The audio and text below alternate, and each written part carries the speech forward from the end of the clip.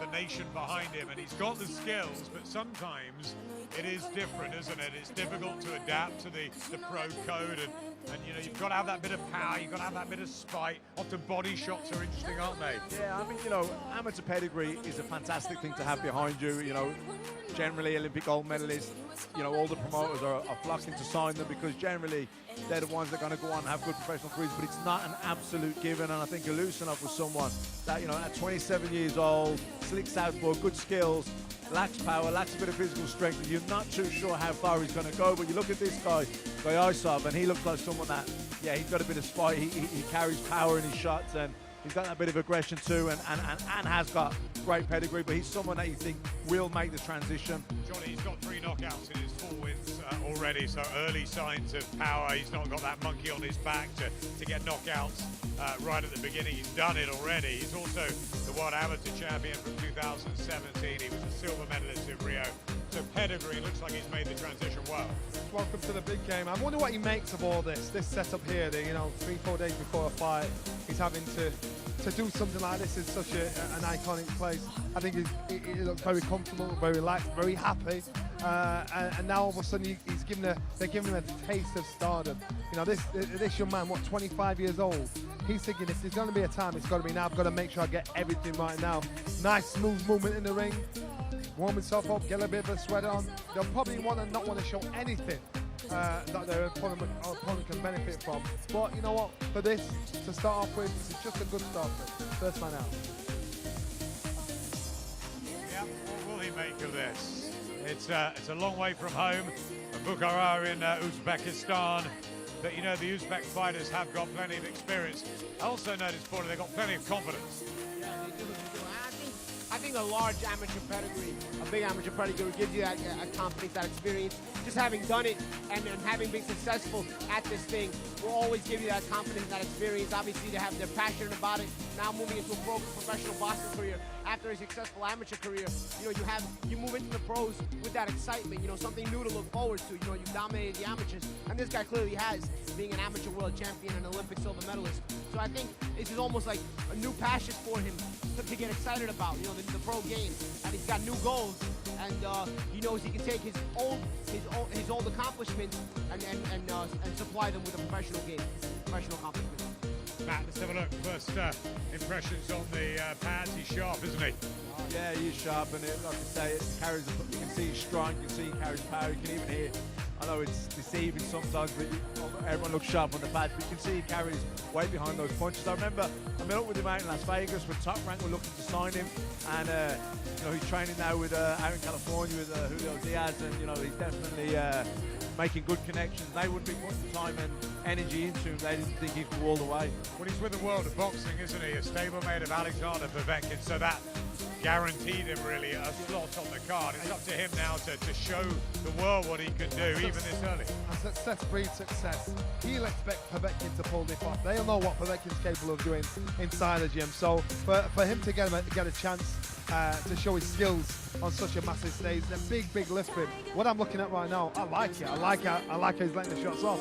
I like the power. I like the sound of the snaps when the shots land. I'm looking forward to seeing him.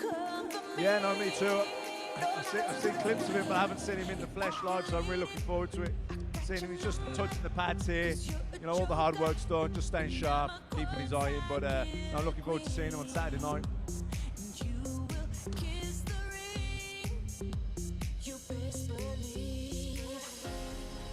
So keep calm, honey, I'ma stick around for more than a minute. Get used to it.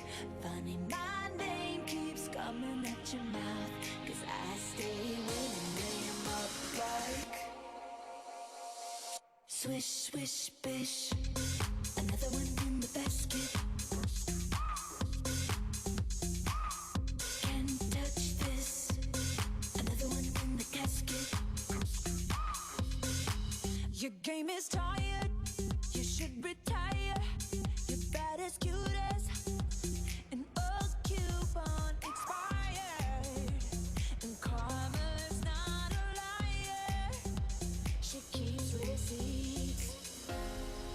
So keep The iconic York Hall in Bethnal Green is filling up nicely here in East London, as we get towards hearing from the main man. This, of course, the boxing iconic venue which has seen the career of a legend being born, but tonight we'll be hearing from a man who is rapidly establishing himself as a legend among the heavyweights. Anthony Joshua, he takes on Alexander Povektin on Saturday night at Wembley Stadium in front of the best part of 80,000 people, with his heavyweight world titles on the line and rapidly establishing himself as one of the biggest names, not only in boxing but in sport. We'll be hearing from the man himself very, very soon here on Sky Sports News HQ. Silly rap beef, just give me more checks. My life is a movie, I'm never offset. Me and my amigos, no, not offset. Switch, I got them upset. But my shooters, I make them dance like dubstep. Switch, my haters is obsessed. Cause I make them, they get much less. Looking really, really impressive here. Shakram Giasov on the pads under the York Hall lights. He's in with Julio Laguna, Matt, from Nicaragua. 14-0 with 10 knockouts. It's his first fight outside Nicaragua. Difficult to tell with the record. Obviously, he's doing something right, and you never know in this game what happened to your man from Birmingham, Sam Egginton, the other day on the Amir Khan card. You know, you're just not sure what sort of shape they're going to come in and what sort of prospects they are. Two-horse race at the end of the day, and the other thing is, you know, you can't afford to take your eye off the ball and look past people. You know, and this, what we do know about Laguna is he's 14-0, he's undefeated, so he's definitely coming with ambition. He's not coming here to make up the numbers. He probably sees this as a huge opportunity for him, boxing on such a massive platform, big card. You know, if he gets the win here, if he upsets the apple cart, you know, he really gives his career a shot in the arm. So, you know, you cannot afford in these type of fights to look past people. He's getting a really good round of applause as well. People like that. Yeah, Giasov got a good round of applause. I mean, he looks sharp. You know, he gave the fans a little bit of a taste of what they might see Saturday night. But of course, like Matt was talking about, Laguna is going to come with ambition. Anytime you have an undefeated fighter, you know, he doesn't have a taste. He feels like he has his future in front of him, not behind him. Everything he wants to look forward to. It's great having David Diamante over here as part of the DAZN crew now.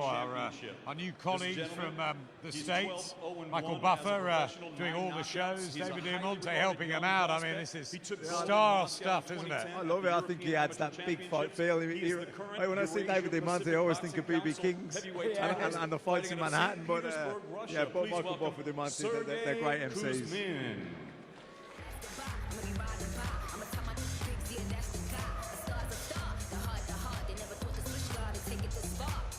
Well, here comes Sergei Koosman, and he is another undefeated hope from the, I suppose, the conveyor belt now that is Eastern Europe, 31 years of age, from the beautiful city of St. Petersburg in Russia. Again, part of the Povetkin team, a promotional stablemate, and carries some power for me. Yeah. A lot of these Eastern Europeans come with that kind of power. You know, he's got 9 KO wins in 12 wins, 9 of them by KO. And a lot of these Eastern Europeans come with that big power. They're not only coming with big power. A lot of times they come with that big mental discipline, tactical fighters. Well-schooled, generally well-schooled. Yeah, generally well-schooled, because, you know, the Eastern European school of boxing usually produces good talents and not just good punchers, but for the most part, a lot of them are big punchers. But we'll see as they step up the ladder, that's when you really see if the punchers are legit or not. Yeah, I agree. I mean, generally, all these European fighters are technically well-schooled. They're very correct, good balance, good footwork, and they can get good leverage in their power if they're anyway heavy-handed. And they're harder to break mentally as well. It's almost like the way their mentality in the ring is usually very strong, as opposed to some other parts of the world where, you know, it'll get a mixed bag where some fighters are mentally strong and some fighters aren't. For the most part, Eastern Europeans, you can bet your bank, you can bet your bottom dollar, as we say in the U.S., that you know, they're going to come with a mentally strong game, and it'll take you a bit to break them if you're going to win that fight. He's a big guy, 6'4", reach of about 75.5, weighs normally around about the 18 stone mark, was almost 20 stone in his last fight. Sort of criticism, a little bit plodding, a little bit slow at times, but heavy-handed and very strong. Look the way he's jumping rope. He's pretty nimble as well tonight. He's hearing your words about the plotting, and he's trying to show us some quicker feet. I mean, he was going to have almost a sort of showcase slot on the bill. Now he's got a real test with David Price. Price, obviously, nothing to lose after what happened against Povetkin. We all know his story. He's much loved amongst the British fight game, and you know, feeling that he's been unlucky, that obviously the chin, the defense, mentally, physically, he's let himself down at times, but he keeps coming, and there's a lot of positives to take out of what happened in Cardiff with Povetkin. The biggest problem with David Price is psychologically. You know what I mean? When he gets in there and coming in as the opponent or as the underdog, I think you actually get a good performance out of David Price because the pressure isn't on him. You know, if he comes in where he feels like he's got nothing to lose, he's a dangerous guy. I mean, he hits as hard as anyone out there. He's very dangerous. We know he has his fragilities, but he can seriously punch. He was doing well against Povetkin. I thought he was counting himself well. It's just with Price, he just that chin. He just when he gets touched, he's a little susceptible. He got himself hit with a big monster left hook, though, you know.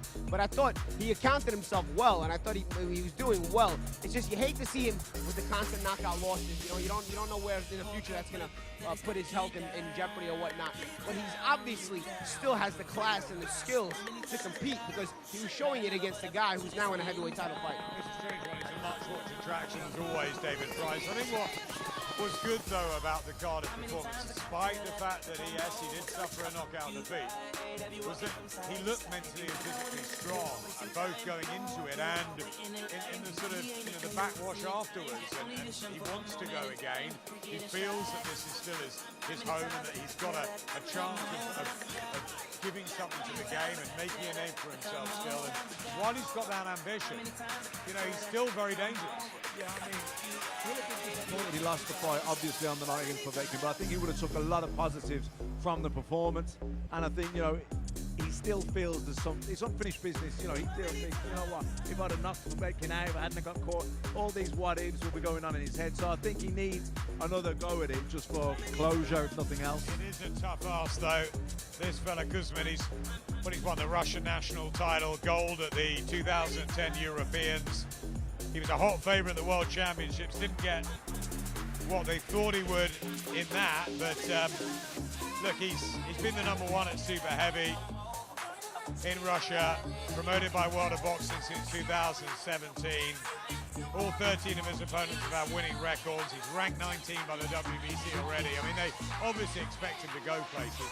They don't see Price as a real problem, or they wouldn't have taken him. No, Price is the opponent here. We've got to say that it is the opponent, but he's a dangerous opponent. He can really, as we've seen in Cardiff against Povetkin, he carries serious power. And when the pressure isn't on David Price, that's when he performs quite well. And Price is also the step-up opponent for Koosman. You know, regardless of Koosman's level of opposition having been pretty good thus far, Price is still the biggest name. He represents a guy who's been in big fights. Biggest puncher. Biggest puncher. You know, so it's still a jump up in class for Koosman. And I wouldn't say that Koosman see Price as just a step over. I see Koosman seeing Price as a guy who getting a win over him. It puts you on a fast track to start him if you can get a win over a Price, because now he's a different level than the guys you've beaten thus far. Yeah, definitely. It's a step up in class. You know, he's fought a lot of guys with winning records, but David Price is a big name. You know, he had those couple of losses against Tony Thompson, but up until that point, you know, there was talking about a fight with him and Fury. You know, he was really big. These big fights. You know, exactly. He's been in the conversation for big fights. He's been in big fights. So this is a guy that Koosman has a chance to put on his record, on his resume, who will be a known guy. When people will look at Koosman's record, yeah, they'll see guys with pretty good records that he's beaten, but they won't see any recognizable names. Price represents a recognizable name, but when you have a look at Koosman's record and his resume, you say, oh, okay, he has a win over David Price if he gets it on Saturday night. Just having a look down at that resume now, he turned over in November 2014. Darnell Wilson, much travelled. Constantine Eric, we've seen over here before. Malcolm Tan, a decent win that in California. Amir Mansour, good record. Jeremiah Carponce. But, you know, David Price, really good amateur himself, you know. And I think that you're right. He will see this as a chance to sort of gate crash the party a bit and make a name for himself on what is a heavyweight night. David Price to be the biggest name he's fought. This is the biggest platform, biggest stage he's fought on. And if he does go out there and get the win and get the winning style, he'll see that as a real shot in the arm in his career. It really puts his name up there. He'll be getting talked about.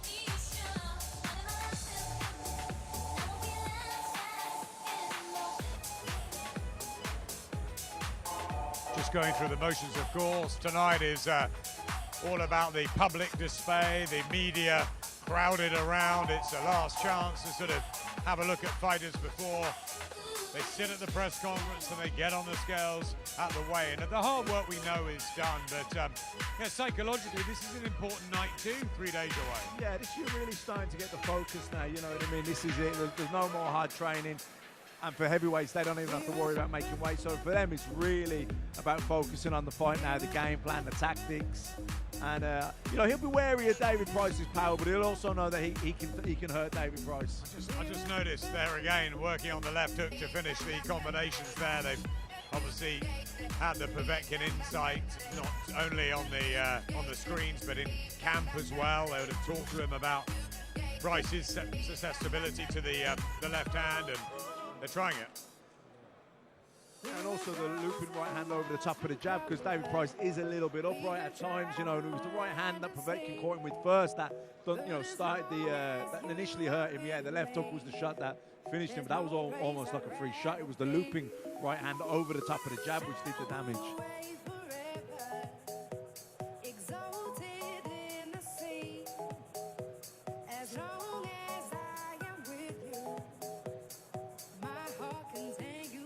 Professional for almost 4 years. He's been in New York, he's been in your neck of the woods, the King's Theatre in Brooklyn. Nice venue? Yeah. Not Wembley Stadium, is it though? No, nothing's like Wembley, Adam, that's for sure. This is a new experience for anyone who comes here. He's fought in Maryland, the West Coast, plenty in Russia. We're welcoming to our shores, and it'll be good to have a look at him. See how he deals with the expectation. Fighting outdoors, of course, in late September. All part of the experience. But he's 31 now. Right sort of age for a blossoming heavyweight in what's become an incredibly glamorous division again. Yeah, well, it's a great time to be around. At 31, he's not too old, but he does need to start moving now, and he's like good, long, extensive amateur pedigree background behind him. So, you know, he's done his maturing, as you can see. But he's this is it. These are the fights. These are the years. This is where he needs to make his move now.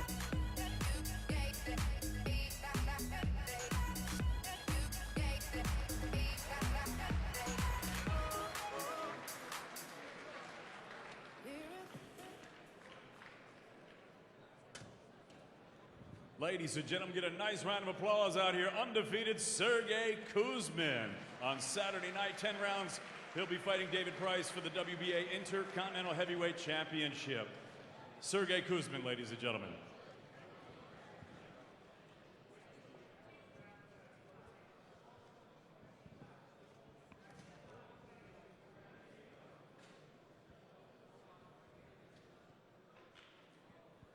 Sergey Koosman. And now, ladies and gentlemen, we're going to go ahead and keep is the A side, the B side. Our next battle As of the has evening been the on case Saturday in recent at Wembley times. Stadium will Someone be we know 12 very rounds, well. scheduled for the British Cruiserweight Championship. Introducing right now. And he'll be coming is later the on, current David Price. Cruiserweight champion. He's trained by Michael Jennings. As an amateur, he was crowned the 2008 Senior ABA champion. He is the reigning British and English Cruiserweight champion, fighting out of Blackpool, Lancashire. Ladies and gentlemen, Matty, the Assassin Askin. Before we get to David Price, it's a chance to see somebody who has had a really, really good surge to their career in recent times. It's a great success story on the British scene. He's done it the hard way. Matty Askin is a proud warrior alongside our old friend Michael Jennings, former world title challenger, of course. Good fighter in his own right, becoming a great trainer too, Matt. He's got a really blossoming stable up there in Chorley, and And this guy's he's a good tale, isn't he? And he's a proud guy, and he'll want to put on a great show at Wembley on Saturday night. British champion. I think he's a big step up for Lawrence Okolie, and you know, this could be fight of the night. It wouldn't shock me at all. I think Askin is coming here certainly not to make up the numbers. He's coming here to defend his title and believes in himself absolutely. And Michael Jennings, as you said, Adam, making a name for himself as a good coach, very skilled fighter himself when he was boxing. And yeah, they're here very much so to ruin the party for Lawrence Okolie. He's got a bit of a patchy record if you just look at it on paper. 23 wins in his 27 fights. You know, 3 defeats and the 1 draw, but you know, we've seen the likes of Michael Gomez from up those parts, you know, have those sort of couple of early defeats and then come on strong and have a wonderful sort of time of it. You know, even our own Tony Bellew having a couple of bumps on the road, and sometimes, you know, you need that, Matt, don't you, to really sort of dig down and work out why you're in the game, why you want it, and then the talent occasionally comes late too. He's 29 now and he's in the form of his life. Yeah, I mean, the ability's there, that, for sure. Sometimes you see that with fighters, maybe they're, you know, it's a young, when you're young, you're growing up and you're maturing, not just physically, but mentally, and maybe you're not as dedicated or as focused as you should be. Maybe you jump from one trainer to another and you don't quite find your style, you're caught between little things, for whatever the reason. Sometimes you don't hit your best form till a little bit later on, and that seems to be the case here with Matty Askin. He's from Blackpool. He's also the grandson of a featherweight fighter from the 1960s in Terry Halpin. But interestingly, tonight he's back at York Hall, Bethnal Green, where he won the ABA Cruiserweight title a decade ago. So a happy hunting ground. Yeah, and it'll put him in a good psychological place. He has good memories of this place. It's also a good place to start the psychology for the week, as far as seeing the media and seeing the hubbub and all the hype getting set for the big night on Saturday night. You know, it's a good place to start because this is at least familiar to him, and it's familiar to success that he's had. He started with Brian Hughes at the legendary Collyhurst and Moston Club that brought us so many great fighters. Robin Reed maybe top of the shop there, but others, Tommy McDonough and of course Michael Jennings himself, and many more have come through the Collyhurst and Moston system. But it's in recent times, wins over Tommy McCarthy, you know, the excellent one over Stephen Simmons. And you know, he lives in a caravan in camp, nothing's pretty, it's old school, it's Spartan, and you know, it's a tough night this for Lawrence Okolie. I think it's a 50-50 fight, I really do. I think it's this is going to, for me, this could easily be the fight of the night. Matty Askin will think that his experience gives him the edge, that he should be the favourite. Okolie, you know, undefeated, full of self-belief, very effective. Not always the most pretty to watch, but he's powerful, he's physically strong, full of self-belief. And, you know, he's in a hurry. He wants to make a mark in the sport. But I think Matty Askin's certainly a big step up. You know, Lawrence Chamberlain was a good fight. I think Luke Watkins was a good fight, but I think this is definitely the acid test so far in Lawrence Okolie's career. Morning, there's a batch of trainers coming through. You know, they're sort of the same era as Matt fought and you as well. The likes, obviously, of Jamie Moore, who's got Carl Frampton and is doing great things. Rocky Fielding, what a fantastic win he had the other week. And Michael Jennings maybe slightly quieter, you know, going through it his own way, but there's really encouraging signs coming out of his stable, and it's fantastic to see these top fighters becoming trainers and looking after the young guys coming through. And absolutely, I think it shows that they were cerebral fighters in their own right during the time. They were good listeners during the time of their careers, because as you lose the old school trainers to old age and they pass away and whatnot, you know, there's a thing when boxing where people start to worry, oh, the old school methods will be thrown away. But I think a lot of these young fighters have the old school methods in mind, as a lot of these young trainers have the old school methods in mind, as well as these more modern methods as well. And I think these guys are having a good way of combining the two and really showing some good signs in working with these young fighters and these new prospects of the new generation. As the young trainers come through, our thoughts are with Joe Calzaghe and his family this week, as we sadly lost Enzo. Really, the whole boxing world in shock and in sadness, because Enzo Macronelli was a maverick and he did it his way. Wonderful trainer, wonderful father to Joe, of course, and our thoughts are with Joe this week. boxing world thinking of the Calzaghes as we look at Michael Jennings and Matty Askin today. Michael Jennings, who's still in the same sort of tremendous shape that he was when he was a fighter. But yeah, my thoughts with Enzo on what is an up and down week for boxing, because we will miss him hugely. Plenty more though ahead from the York Hall tonight, which Enzo Calzaghe loved this place, and we all do.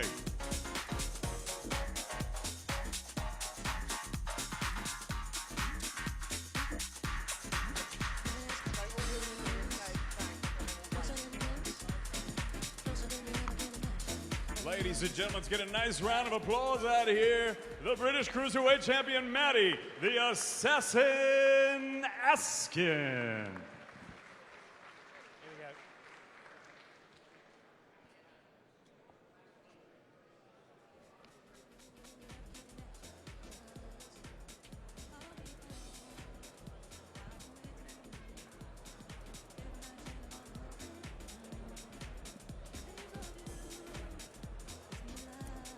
Welcome back to York Hall. Delighted to say that I'm joined by a couple of former world champions, Paulie Malignaggi and, of course, Johnny Nelson. Paulie's fresh in from the States and looking forward to what we expect to be a big, big fight and a dangerous fight for Anthony Joshua on Saturday night. Well, you know, it's a world heavyweight championship title defense, you know, and I think everybody who's going to come into a fight for the heavyweight title is always going to come in hungry. So from that mental standpoint, you know, you always have to be ready. But Povetkin is a guy who's got the pedigree. He's been in big fights. He's a former Olympic gold medalist, as is Joshua. And I think he's also coming from that Eastern European background, a guy who has no fold in him, who will test you mentally as well as physically. So I think it'll give Joshua a chance to really raise his game as well, like we saw it on the night he beat Klitschko. I think it's a different style than we have seen from Joseph Parker or Carlos Takam. I think this is more a guy who's going to come forward, maybe put Joshua under stress, maybe even, you know, cause him a lot of stress and put him in tough situations. But we know Joshua can come through those situations, and we know he comes through those situations in exciting fashion as well. And I think Povetkin has the possibilities and the skills to bring the best out of Joshua and really give us all an exciting fight. Johnny and I, we've been talking, haven't we, over the last couple of weeks about how the dynamic maybe has changed now for Anthony Joshua. He's no longer a champion in the making, if you like. He's now an established sort of a champion. Maybe his attitudes are changing because of that. He's looking at this fight a little bit different. Being the hunter to the hunted, he's backed up against it now. He has to fight all oncomers. Anybody that's there, he looks at Povetkin. You look at this, how he's prepared for this. He's been really quiet because he knows how serious, how dangerous this fight is, how he's going to get everything right. No more learning, no more saying, look, I'm still developing. He is a champion. He has a responsibility of being a champion. So therefore, he knows he's in with a guy that will test him, as Paulie said, on every level, emotionally, physically, mentally, and push him back. And he has the skills to beat him. And that's the thing, too.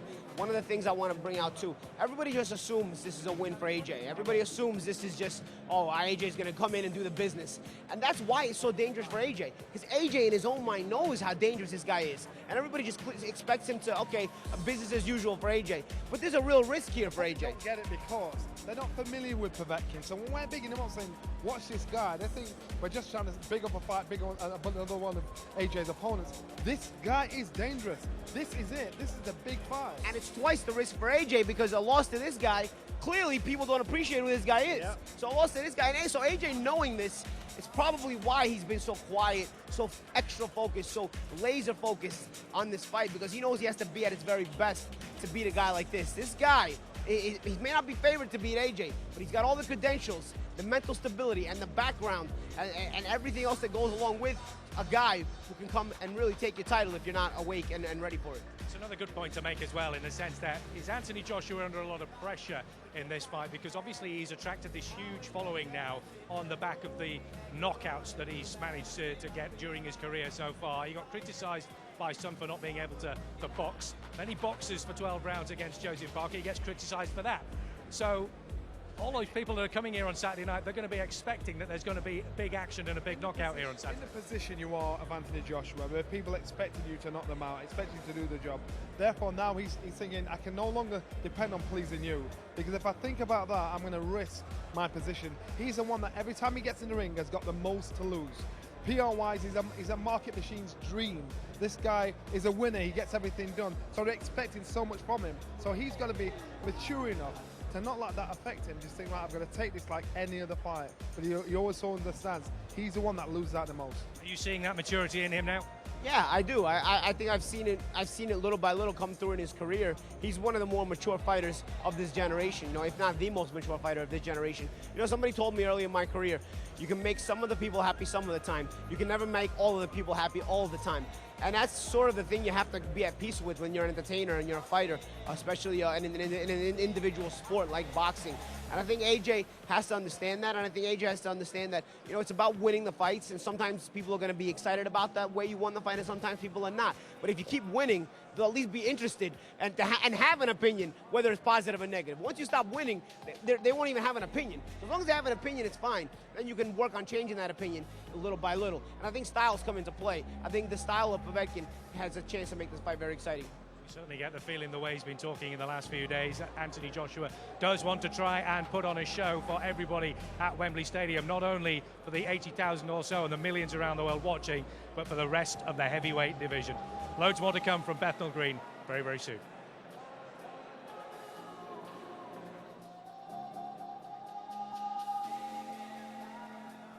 And now, ladies and gentlemen, please welcome to the ring the challenger. He's a member of the 2016 Rio Olympic team, former Commonwealth champion, and current WBA Continental Cruiserweight champion, the undefeated from Hackney, London, the Sauce, Lawrence Okolie.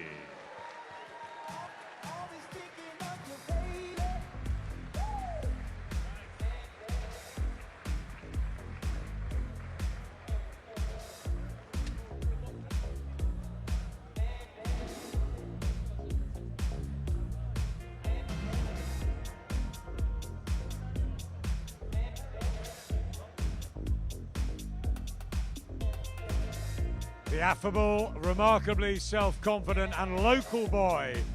Here he is, Lawrence Okolie. The penny boy, the sauce. He's brought his own sauce, his own dose of charisma onto the scene. Really likeable outside the ring, really exciting inside it, and they're fast-tracking him. I think he deserves to be fast-tracked as well. He believes in his own ability, he's got his own confidence, and he's ready to make that move. I think he proved that last time out against Luke Watkins, that he's moved up a level, and yeah, I'm looking forward to this. This is a big opportunity for Lawrence on the big stage, and yeah, I'm expecting a really good fight. He's only had 9 of them, 9 wins, 7 knockouts. Everyone loves a puncher. He's in this cruiserweight division, which is getting more and more exciting week in, week out. He also looks like a small heavyweight as well, so there's enormous potential there for Lawrence Okolie. He's still only 25, but he is still fairly raw, Matt. You know, not the most experienced amateur, despite going to Rio, and they are, you know, moving him so quickly as a pro.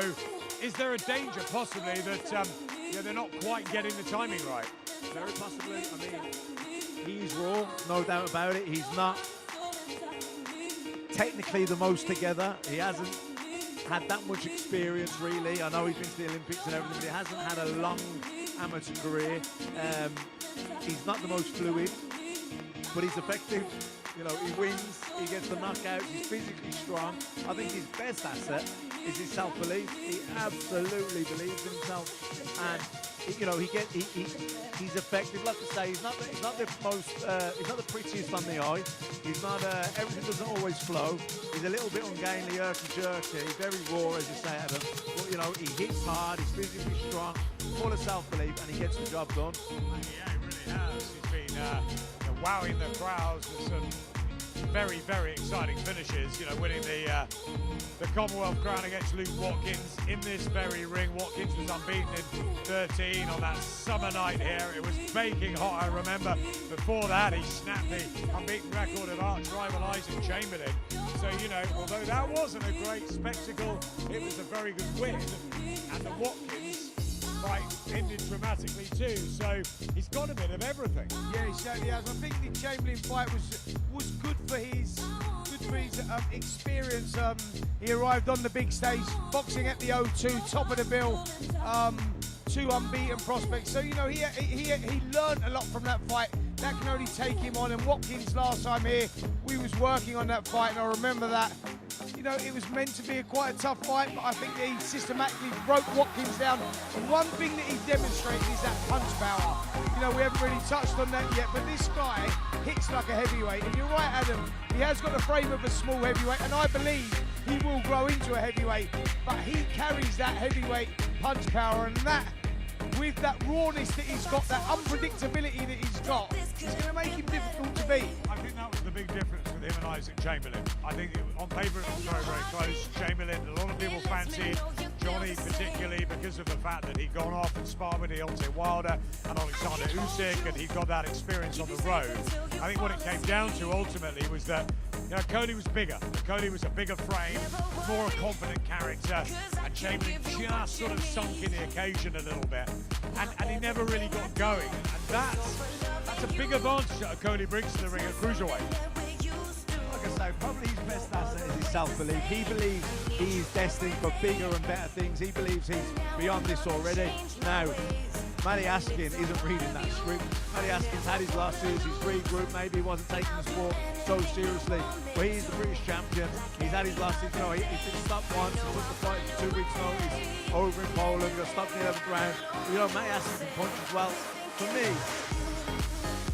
Isaac Chamberlain, if I'm being brutally honest, he bottled it on the night against Lawrence Okoli. He took the talk, when it came to on the fight night, he didn't turn up, but he didn't got hurt early in the first as well, yeah. And then he shut up shop. He did get hurt early, but he never really. I was disappointed in Isaac, and I expected a lot more. But you know, taking nothing away from Okoli's performance, he went out there, he took the contest by the scruff of the neck and dictated and controlled it, and he bullied Isaac out of it. And you know, he did the same with Luke Watkins. Went out there, hurt him early on, and got him out of there early doors. I don't think that's going to happen in this fight. I think this Matty Askin, you know, he can bang, he's durable, he takes a good shot, he's experienced. He's here totally in full of belief of his own ability and where he sees his career going after this. This, for me, this could be fight of the night. That's why I asked Matt the question earlier about, you know, whether they are making a mistake here. It is a big risk. He's had obviously this very quick, almost meteoric rise, but you know, we all know he was flipping burgers a few years ago and a beast and needed to lose weight, you know. And Matty Askin is stuck by it. He's well schooled, he's got good people around him, he's sort of no nonsense. And you know, with Okoli, it's almost more the hope that he's going to be something special rather than the absolute guarantee. Well, yeah, Matty Haskins has done it the hard way. Matt touched on that earlier on. And also for Matty Haskins in this fight, this is the first time for him on a real big stage. And he's got an opportunity here to make a statement and let people know how good he is. And you're right, Matt, I think this is a difficult fight for Okoli. Definitely his most difficult to date. Haskins is coming here to keep that title and let people know exactly what a good champion he is. And what better opportunity than do it on the undercard of an AJ fight at Wembley Stadium. So, you know, both these guys are going to want it bad. Yes, they are fast-tracking Okoli, and there's high hopes for him. We know he's got that punch power, but Haskins is an experienced campaigner. I know that Okoli, because of, you know, sometimes you can be a victim of your own success, but because of his ability, I don't think he's gone through the experiences and the versus, you know, the kind of tough times in his career yet that he might have to face and come through in this fight. I think Matty Askin's going to have some serious questions of Okoli. This is going to be a walk in the park. I mean, unless it's over early doors, which can happen because he can punch, I don't see it being that type of a fight. I see this being a long-distance fight, and at that point, you know, Okoli's going to have to maybe, you know, might lose a round, might lose a couple of rounds. How does he cope with that and bounce back? Because so far, he's had it all his own way. I don't think he's going to have it all his own way. And this is one of the unbeaten records, and the fact that you get a loss early, you did it with Andrew Facey. I mentioned Gomez earlier, Tony Bellew. You look at him absolutely right. I mean, he's been phenomenal in the last 2 or 3 years. And who would have thought it when he's been knocked down by Over McKenzie, losing out in Canada, boring us, to be honest, against Isaac Chamberlain. And suddenly, he's in the form of his life. He looks reborn, the most intelligent fighter, one of the most intelligent fighters on British shores. There's something about experience, the ups and downs, and getting accustomed. There's nothing, from a markability point of view, that 0 on your record is the best asset you can have. Sometimes as a fighter, it's the biggest liability, you know, because you're going there, complacency kicks in, you're looking beyond yourself, you know, you're taking your eye off the ball, and you've got some guy like Matty Haskins who's had a real career, he's had his setbacks, he's regrouped, learned his trade. He's trained on the road, you know, and you made that point, Adam. You know, he's there. He's been the opponent. He's gone abroad. He's took fights and late notice. Now he's got that opportunity. He's now a champion, and he wants to keep that. He's still hungry. He's improving. Jennings doing a great job with him as well. And you're right, he is one of probably the most unsung heroes out there at the moment, Haskins. But I do like as well the attitude of Team McCauley, because yeah, he's a breath of fresh air. Let's be honest on the scene. AJ, then you're looking at the next match. Who's going to come through from the Rio Olympics? You've got the likes of Anthony Fowler and Joe Cordina and Josh Kelly, and of course Joshua Buatsi, who so many people are excited about. But there's a great friendly feel to the guys, but there's also a great competitive element. And we had a Coley and Cordina and a load of them around the Dillian White and Joe Parker build up. And they're all saying, I'm going to become world champion before you. There's that great element. And I like Coley's brash attitude, the fact he wants to test himself and move up the levels quickly. It may be a mistake, but he's trying. Oh, I love it. I love his attitude. Like I say, his self-belief is probably his best asset. But, you know, sometimes it can also be your biggest liability. Your power can be your poison. And I just think that as long as he understands what he's facing in Matty Askin, if he comes through, it'll be a massive win, and the type of win that really probably gives him the experience he needs to move on to the next level. But that's the thing. You just touched on it right there. Does he understand what a massive task he's got in front of him? You know, I know, because we keep talking about that self-belief. Is that self-belief running away with itself a little bit? Because Haskins is an established champion. Does he know, Coley, what he's going into? Because he may have to come through some difficult times. And as you pointed out, Matt, sometimes he's looked a little bit one-dimensional when he's been in with certain people and people have worked his style out. If he can't get off with that big right hand, has he got a plan B? Because he might need it against Haskins. I think he will do, and so far he hasn't even lost a round in his career. You know, he went through Luke Watkins. Isaac Chamberlain didn't really want to know after he got hurt. That's not going to be the case here with Matty Haskins, unless it's a Hagler Hearns and it's over in a couple of rounds. But I think Matty Haskins isn't going to go down here without a fight. And he's always been very, very durable at a higher level, so you'd have to give him the benefit and the respect that he's probably going to be a longer distance fight. And, you know, I think he's going to ask some questions of McCauley. Brian O'Shaughnessy running the Coley camp. He's one of the guys that does still go to Sheffield, does sparring with Anthony Joshua, is around them, but you know, there's a lot of faith in Brian here, and we saw Michael Jennings earlier with Matty Askin. Tactics could be absolutely crucial for a Coley, especially if he doesn't blow away Askin. Yeah, absolutely. I think Askins, we saw him when he was working earlier, working on a tight defence, working on the counter punching, working on blocking and coming back quick with his shots. You know, Coley can be a little bit open sometimes when he's looking for that big right hand.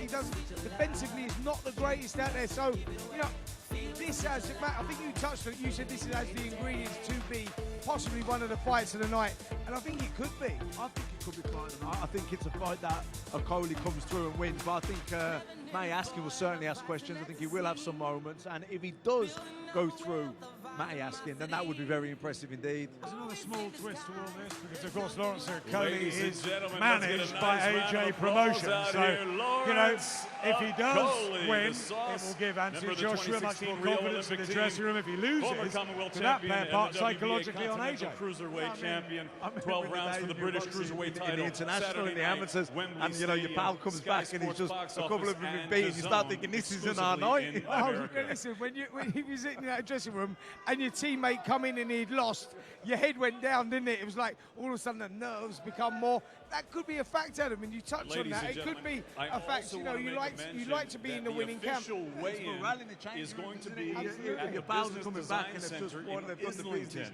You know, It's this usually that little Friday, lift, and they and come please, back we and they urge got you to beaten. join us. You know, It's all in of a sudden you Islington start at the Business thinking Design Center, negatively and Doorstep start Chest goes midday, back in. and featuring in the Matchroom fan zone, The head Carl drops. Frosch, They're all the Dillian bad White, signs. Dimitri Yeah, you're Bivol, right. It could be. and more That's a fighters valid from point. both past and present. So please join Also us pressure for the official on Lawrence Coley. weigh-in Just he's taking for it so Joshua well, Povetkin those big broad happening this shoulders. Friday. He looks like a star. Will he become one? Well, he certainly believes so, and he's putting it out there, and he's putting his, you know, he's putting his body where his mouth is. He wants. And now, he's not ladies and shying away gentlemen, we're from gonna any keep it rolling. challenges. Our next fighter, He's stepping he'll up. be It's coming a out, fair he's play fighting to him. on Saturday night, a 12-round bout. It is the final eliminator for the WBC Lightweight Championship. This gentleman has a professional record: 40 wins, 4 defeats, 1 draw, 1 no contest, 19 wins coming by way of knockout.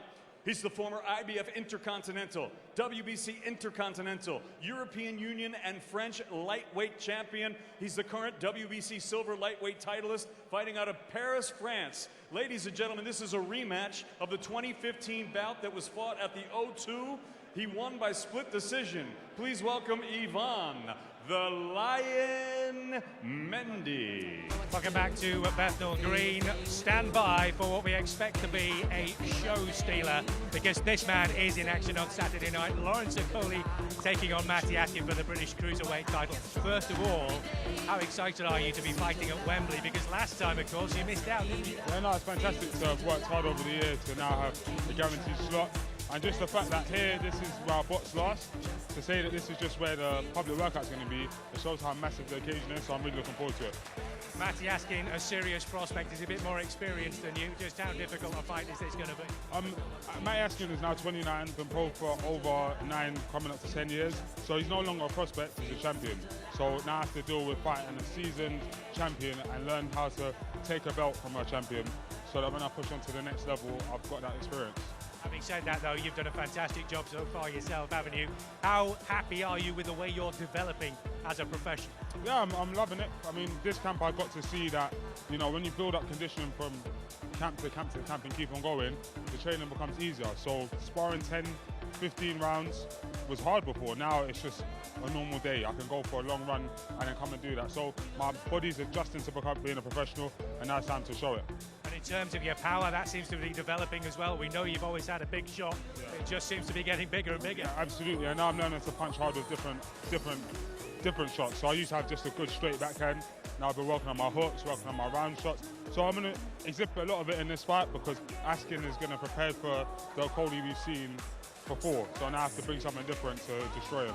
And the Okoli that we've seen so far, as impressive as you've been awkward as well. It's difficult for fighters to really get to grips with you, particularly with the length of those arms you've got as well. It makes things different. And Askins will see that also. It's not just the range of my arms, because there's a lot of tall fighters with long arms, but it's the way that I punch. So I punch very hard at very good time. So it throws my opponents off. I'll be looking to that to Askins and go away with the title. This fight is not really about me versus Askins, it's about me and my journey. And what would it mean to you to be British champion? Now it's going to mean everything. Reason being, I turned professional to win the British, Commonwealth, European and World title within the time I would have done as an Olympian trying to get to 2020. So it'll be another stop on my journey. I wouldn't put it past you to get all of them before too long. Lawrence, thanks very much indeed for joining us. Lawrence Okoli taking on Matty Atkin. This one could be a real barn burner on Saturday night, as well as the main event itself.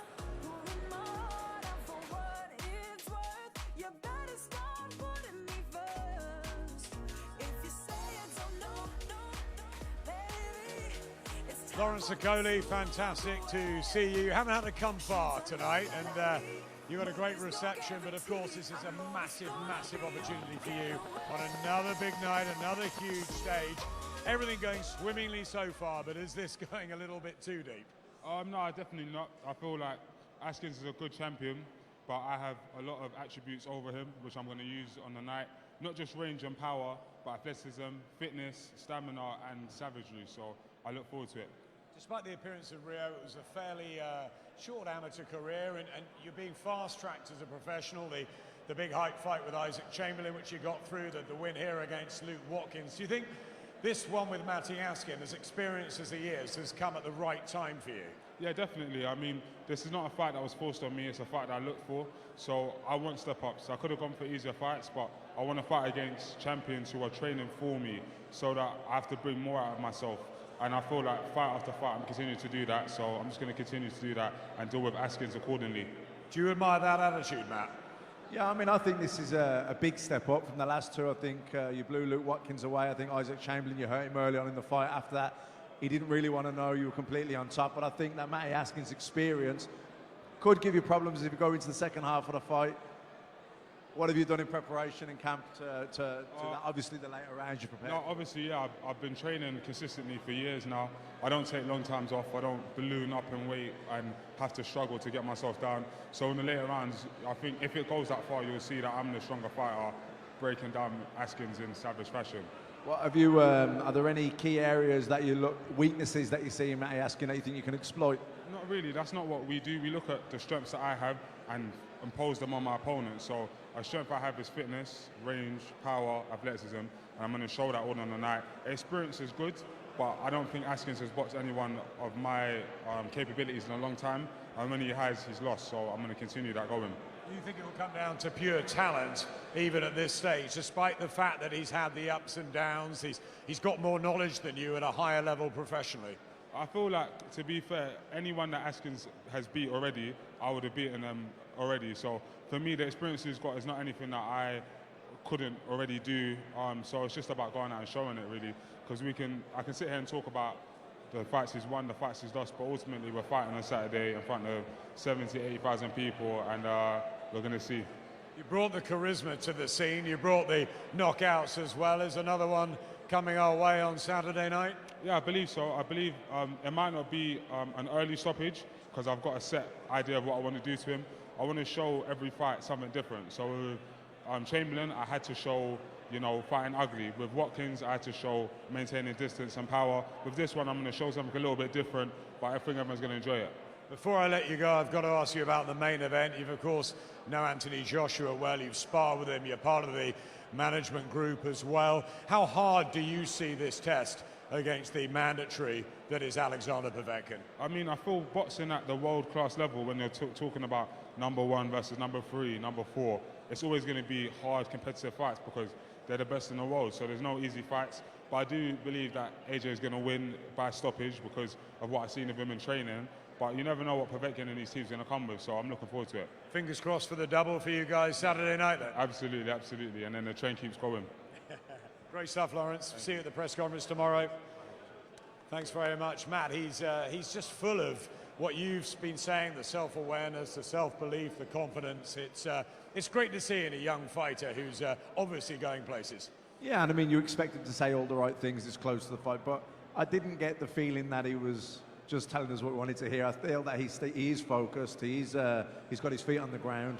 You can see he's prepared well. He looked sharp. And you know what? He does lack a little bit of experience. He didn't have a long amateur career, even though he boxed at the highest level, went to the Olympic Games, etc. But he does hit hard. He is physically strong, and he gets the job done. And he's absolutely full of self-belief, which is an asset. It's an amazing match, isn't it, as well?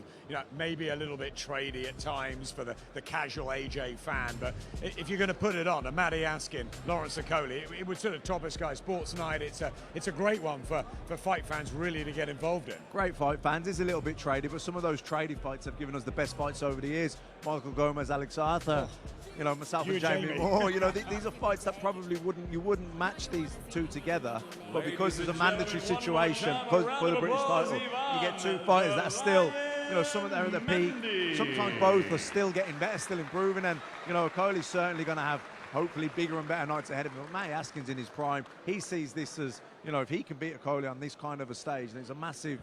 It does his career a lot of good. Let's finish this fight by saying, is there a danger that Matty Askin freezes on the big stage of Wembley Stadium?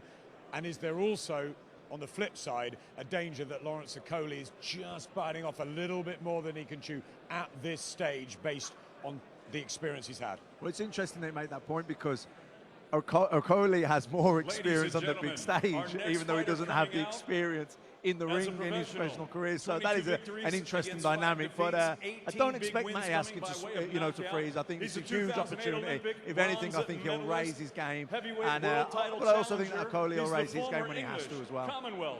And British heavyweight a massive opportunity for a big Liverpudlian, and he is much loved. And Matt and I have seen David Price, the good in the ring, the unlucky, and of course the bad defeats too. He's a massive red, so he's always going to be a good man on my radar. He'll be hoping that some of that fantastic start to the Liverpool season will rub off on him here in this really must-win fight now for Price. He came back against Povetkin as the big underdog. He said he was going to give it everything. He did, but he did also lose, and he lost dramatically. Now he's the B-side again. But he needs a win, doesn't he, Matt? He does need a win, and you know what? I think he performs better when he is the B-side. I don't think he can handle the pressure. When the pressure's on him, psychologically, he can fall apart. But you know, Povetkin, he went in a huge underdog, rocked Povetkin, shook him badly, boxed well in that fight, but ultimately, like you say, got knocked out quite badly. You know, if he was to get knocked out badly here again on Saturday night, you'd have to say that would be the end of his career. But you know what? He's a big puncher, and you just never know. Johnny, one of the nicest guys you'll meet in boxing, David Price. But nice guys don't always come through. He's 35. He's giant, we know, at 6'8", and he's got that punch power. And you know, the amateur skills are still there with him. But 5 defeats and 5 by knockout. He's got to be hoping that this one, obviously, A, goes his way, and B, if he is to lose, maybe he loses on points this time, because I think another dramatic knockout defeat. I agree with Matt. I think he's got to be staring at retirement in the face. You know what makes me smile, that David Price has been written off left, right and centre because of what you've just mentioned. Now, I think David Price, we all said he needed that something to make him understand, you know what, you have the talent, you have the ability, you just need the belief in yourself. I think when he came out and boxed for Povetkin last time, he thought, yes, you know what, it's all clicked in together. But unfortunately, he came in with a man at that stage in his career that was good enough to get a shot off, and he did so well. David Price, believe me, I believe this man will get himself into a position to box for some sort of title again. Do not write him off, because there's no fighter that has been through the things that he has been through in his career. It would be an amazing story, and I think there's a lot of the British public that would love to see that happen. But you also have to be realistic. Has he got the mental and physical tools to be able to deal with the world heavyweight division as it is now? Adam, I think he has now. You know, some kids, I remember when we were younger, now people like Princess Mohammed, Ryan Lord, at 17, 18 years old, these boys were men in the ring when the bell went. I didn't mature until I got to my late 20s. David Price, he's just matured now, but he's had to pay the hard price. You didn't have 5 knockout defeats on the record. No, I didn't, but he had to you pay had a hard losses, but do you know lost. how hard it is as a fighter to come back from 5 knockouts? Listen, do you know how hard it is I to totally get in the agree ring? with you, Johnny, and I have nothing but respect for David Price. And listen, I think the 3 of us here would be absolutely delighted to see him in a position to fight for the world heavyweight title. And what I really liked last time, Matt, was that he looked mentally and physically strong. And even though he didn't get the result, he felt to me a different fighter. And I think it sort of upsets me that it didn't happen 3 or 4 years ago, but it's happened now. And as Johnny's saying, there is an opportunity, there's a chance, and there's a place for him on this stage. And if he does pull off the win against, albeit a decent unbeaten heavyweight, but not a world beater, then maybe. Yeah, maybe, but I think, you know, we can't brush over the fact that he is a bit suspect around the chin. He's been hurt even before it all went wrong in his professional career. He was down in the amateurs several times, so he is fragile around the chin. And now, because he's been knocked out quite badly, well, not quite badly, very badly several times, he's got a real psychological issue now. And I'd be surprised if he was to come back and fight for a world title. I would be absolutely over the moon if he did, like I think everyone else would. In boxing here in England, in Britain, but I don't. I thought the Povetkin performance was really good. I thought he really stepped up to the plate. He hurt him, and I would have liked to have seen him go out on that note. But you know, here he is. He's in with a prospect. You know, he's the opponent here. Let's not beat around him. You can't dress that up. He's coming in here. He's expected to lose against Koosman, but if he was to pull off the win, you know, he's back in there. And he's getting huge traction on social media again. People are fascinated to see what happens next in David Price's career, because of course he was going so well, the British and Commonwealth champion. He looked like he was going to get a fight with Tyson Fury or maybe Anthony Joshua down the line. We all know what happened in the sparring. He's had the punch power is definitive. Then he had the defeats to Tony Thompson. He was put in a rematch, as most people agree, too early a game with him, but it just got into a pattern. And as you said, it's a brave man that can come through that and can come back again under this sort of spotlight. And what happens is, when you're put in this sort of position, your guts, your mental strength is tested. You think to yourself, can I do this? No fighter will understand, unless they've walked this street, will understand how strong he is now mentally to come through this, to get to this stage here. I'm telling you now, David Price has put himself into a position to box for some sort of title. This kid can fight, and he's turned the corner. Eddie, we're having a great debate here. Johnny Nelson is convinced that David Price can fight for a world heavyweight title again. I said some sort of title, lad. Some sort of title. No. And I think more than that, and I'm going to get even more stick than Johnny's going to get, he can win a world heavyweight title because he has the ability to knock absolutely any heavyweight out. I'm watching him here on the pads. You will not see a harder punching heavyweight in the entire sport. And Anthony than David Joshua Price. is testament to that. Of course. Mate, look at his shots. But he does have vulnerabilities. But that's why he's so exciting. Okay, so Matt Macklin was just saying that, let's be realistic. He's been knocked out 5 times. Yes, he's a great guy. It's a wonderful story. Everybody would love to see him in that position. But at 35, is it realistic? Yes, of course it is, because Alexander Povektin's 30, just turned 39. He could win a world heavyweight title. Tell you what, Eddie, sell me a car without an engine. but what I'm saying is, can I just say one thing, right? Just before I get completely crucified for my comments, I said David Price can win a world heavyweight title. He's also capable of, in the same fight, being knocked out in the first round of that fight. He has the vulnerabilities to lose quickly, and he has the assets to win very quickly as well. But when you hit like he does, you're always in the fight.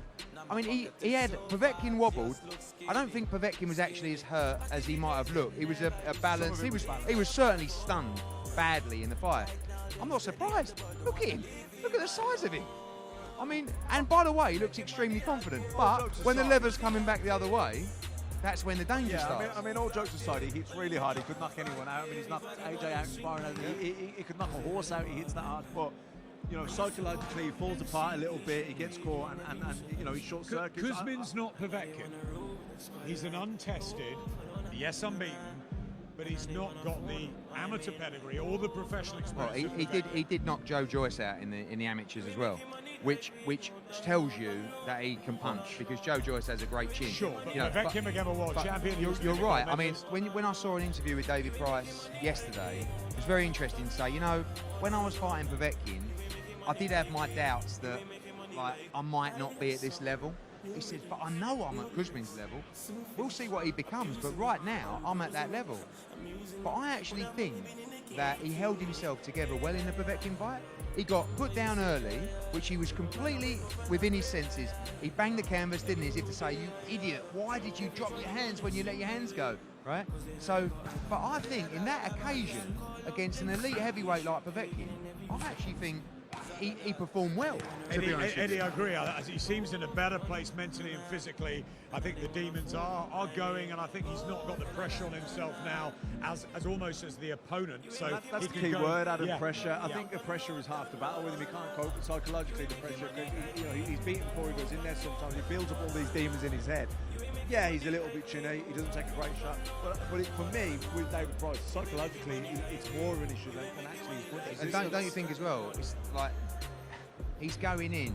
I mean, not a lot of people want to fight Sergey Koosman. Like, what is he, 13-0? He can punch, good amateur. So it's not like Dave is being fed these guys over 8 and 10 rounds that he can look sensational against.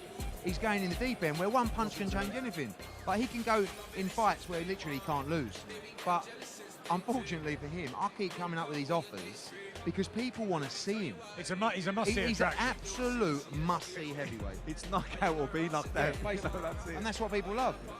Does he win this fight? And he's about to come over. Well, if he's here by the time I finish, yes, absolutely. Do you know what? Every time I look at him there, Adam, hitting the pads, and the way that he looks, and the way he's putting his shots together, and I say, do you know what? He looks absolutely sensational, and I think he's going to do it. But the truth is that when he's under pressure, he's got to let his shots go in this fight before he gets chinned himself. I mean, that's the basis of a not very bright, boxing fan in Eddie Hearn, which says if he hits the other geezer first, he wins. If he wins dramatically, oh mate, will you get him some sort of a world title Adam, shot? If he wins, I've already said to his team and MTK, if you win on Saturday, here's your money for the next one, which is a lot of money. And by the way, he's getting a lot of money on Saturday night because he's a tough fight and he's must-see. Ladies and gentlemen, Right? If he nice wins on round of Saturday applause night, out here from bring Liverpool, on David Takam, Parker, Price. Chisora, White, Miller. He throws himself right in the deep end of the world heavyweight mix because he's so entertaining.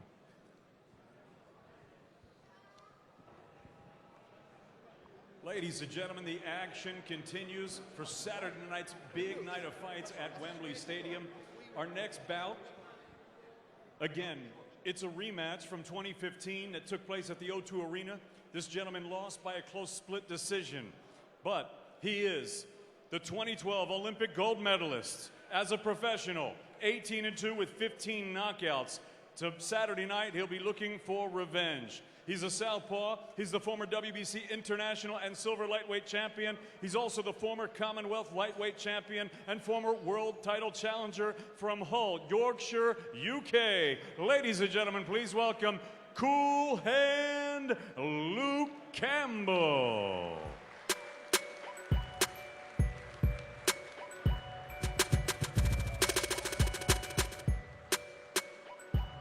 Meanwhile, backstage, there is an arrival. AJ Anthony Joshua has pulled up at the York Hall Bethnal Green.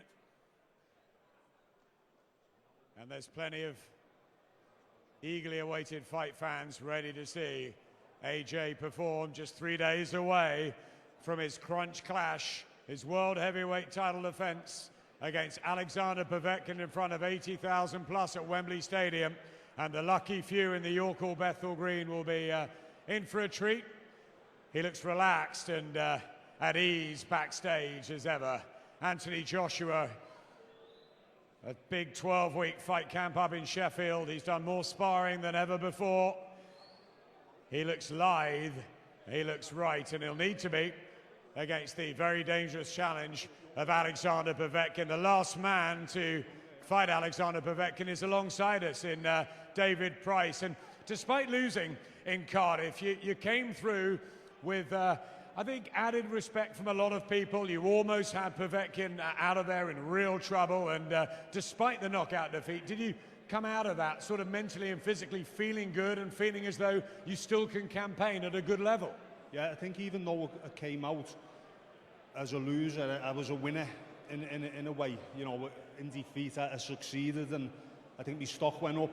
I showed heart, I showed grit and determination, which was in question quite a bit, but I showed I had that, and I came close again. And I think every fight I've had, even in the losses, I've had my opponent hurt and in trouble. Elder Bells saved them, or I've ran out of steam.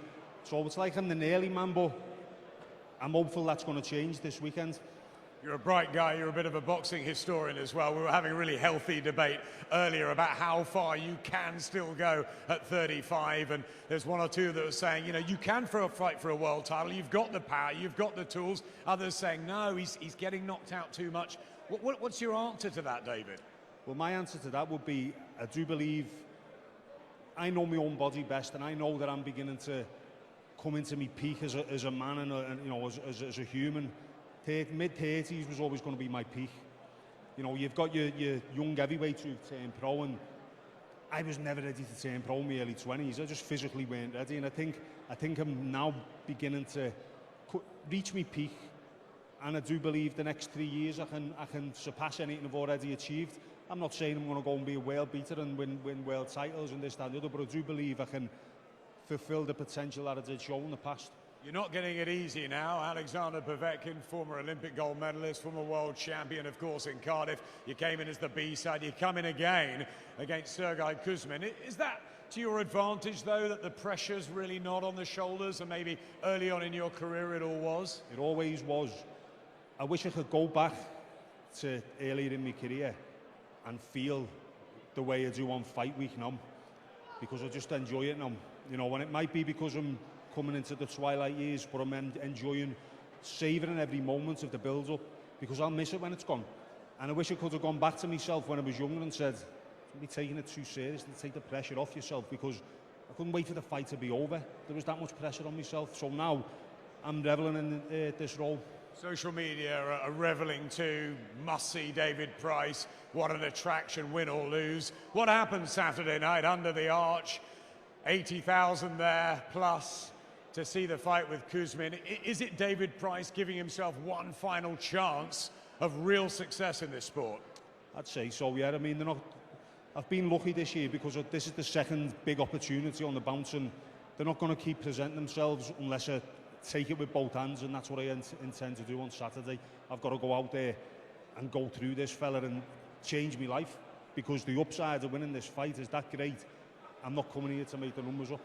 Finally, the liver bird on your chest. Great win last night and at Wembley last week. A fantastic victory over Spurs. So it could be a pretty healthy and happy September for Liverpool. It could be. We're starting to look like a proper team, aren't we? We really are, and we haven't even started firing yet. So it's exciting for the season ahead. I can top this week off with the win myself, and what a week it'll have been. Great to see you, David. We wish you the well and the best of luck Saturday night. David Price, ladies and gentlemen. One of the most amiable guys in British boxing, and there's so many people will be so happy if he could put it off. Oh, everyone will be willing David Price, and I don't know anyone in boxing that's got a bad word to say about him. One of the nicest fellas you could meet in life, never mind boxing. And to see him, like Johnny said, to come back from a bad defeat, pick yourself up and go again, not once but 5 times. You know, it says a lot about the guy. I think the fight is what it is. Your biggest enemy is yourself. I think David Price more or less has said, you know what, I've got over that now, I'm round that, I've turned that corner now. I really truly believe that. I think some guys just mature when they get to a certain age, some guys mature earlier. I didn't think I was any good until I won the world title. And that was after winning the British and European title. Yeah, but I didn't think I was. But I didn't think I was, and that's the difference. And David Price, he's thinking, actually, I can do this. I'm not mad at this. That will make all the difference. It is a hugely competitive heavyweight division, of course, at the very summit. Anthony Joshua, who rates David Price, you know, they've sparred together before, but he's now got more important matters to deal with. Alexander Povektin, his mandatory. Meanwhile, we wait to see if Deontay Wilder and Tyson Fury happens, maybe in December. There's Dillian White, who's going to be ringside on Saturday night. You've got Daniel Dubois coming through, Joe Joyce. There's so much in the heavyweight division. It's the right time to be a big boy, and AJ is at the very top of the pile, isn't he? In so many ways. Yeah, he's the man at the top. He's the one that everyone wants to fight. He's a superstar now, packing out stadiums. The arenas are too small for him now, and you know, undefeated. Says all the right things. Great role model for the children, and this is a tough fight for him against Povetkin. I think it's coming at the right time for him, though. I think he had an epic fight with Vladimir Klitschko. He would have learnt a lot from that fight. Would have gone up a couple of gears, a couple of levels. Sorry. Then I thought the Parker fight, he showed a lot of discipline. You know, Takam as well. He had to adapt, taking it at short notice. So yeah, he's a good experience so far on the road for Joshua. AJ, Olympic gold medalist in 2012, of course. So too this man, the cool hand Luke Campbell. We got a couple of shots of Ivan Mendy in the ring earlier. Of course, Mendy was the guy that beat Campbell, that took his unbeaten record at the O2 on the big stage. Wasn't quite himself that night, didn't think Luke. He was down and out-hustled. A really tough guy, tough fighter, Mendy from France, and he's been undefeated since then as well. He's on a good run. Campbell had a great patch, went in with Jorge Linares, and very, very gritty and terrific display, really, after a rough start. Now he's changed trainers. He's with Shane Mcguigan, who's obviously had terrific success with the likes of David Hay and George Groves, who has that huge fight next weekend against Callum Smith. And the reports I've heard, Matt and Johnny, from the training camps, the spies we got down there, is that Luke is looking red hot. Yeah, and I believe it. I mean, he's hitting the pads here, looking sharp with Shane McGuigan. I think that Shane McGuigan was a good move for him. You know, he also trains Josh Taylor, who's a similar kind of style to Luke in the southpaw stance. And you know, I think it was a good move for him. I think that you said it there, Adam, about Mendy. He was hustled out of it, and that's the perfect description. He was old manned out of it that night. He'd only had 12 fights. He wasn't too experienced, and I just think that he wasn't prepared for the type of fight that Mendy brought that night. But since then, he's changed trainers twice.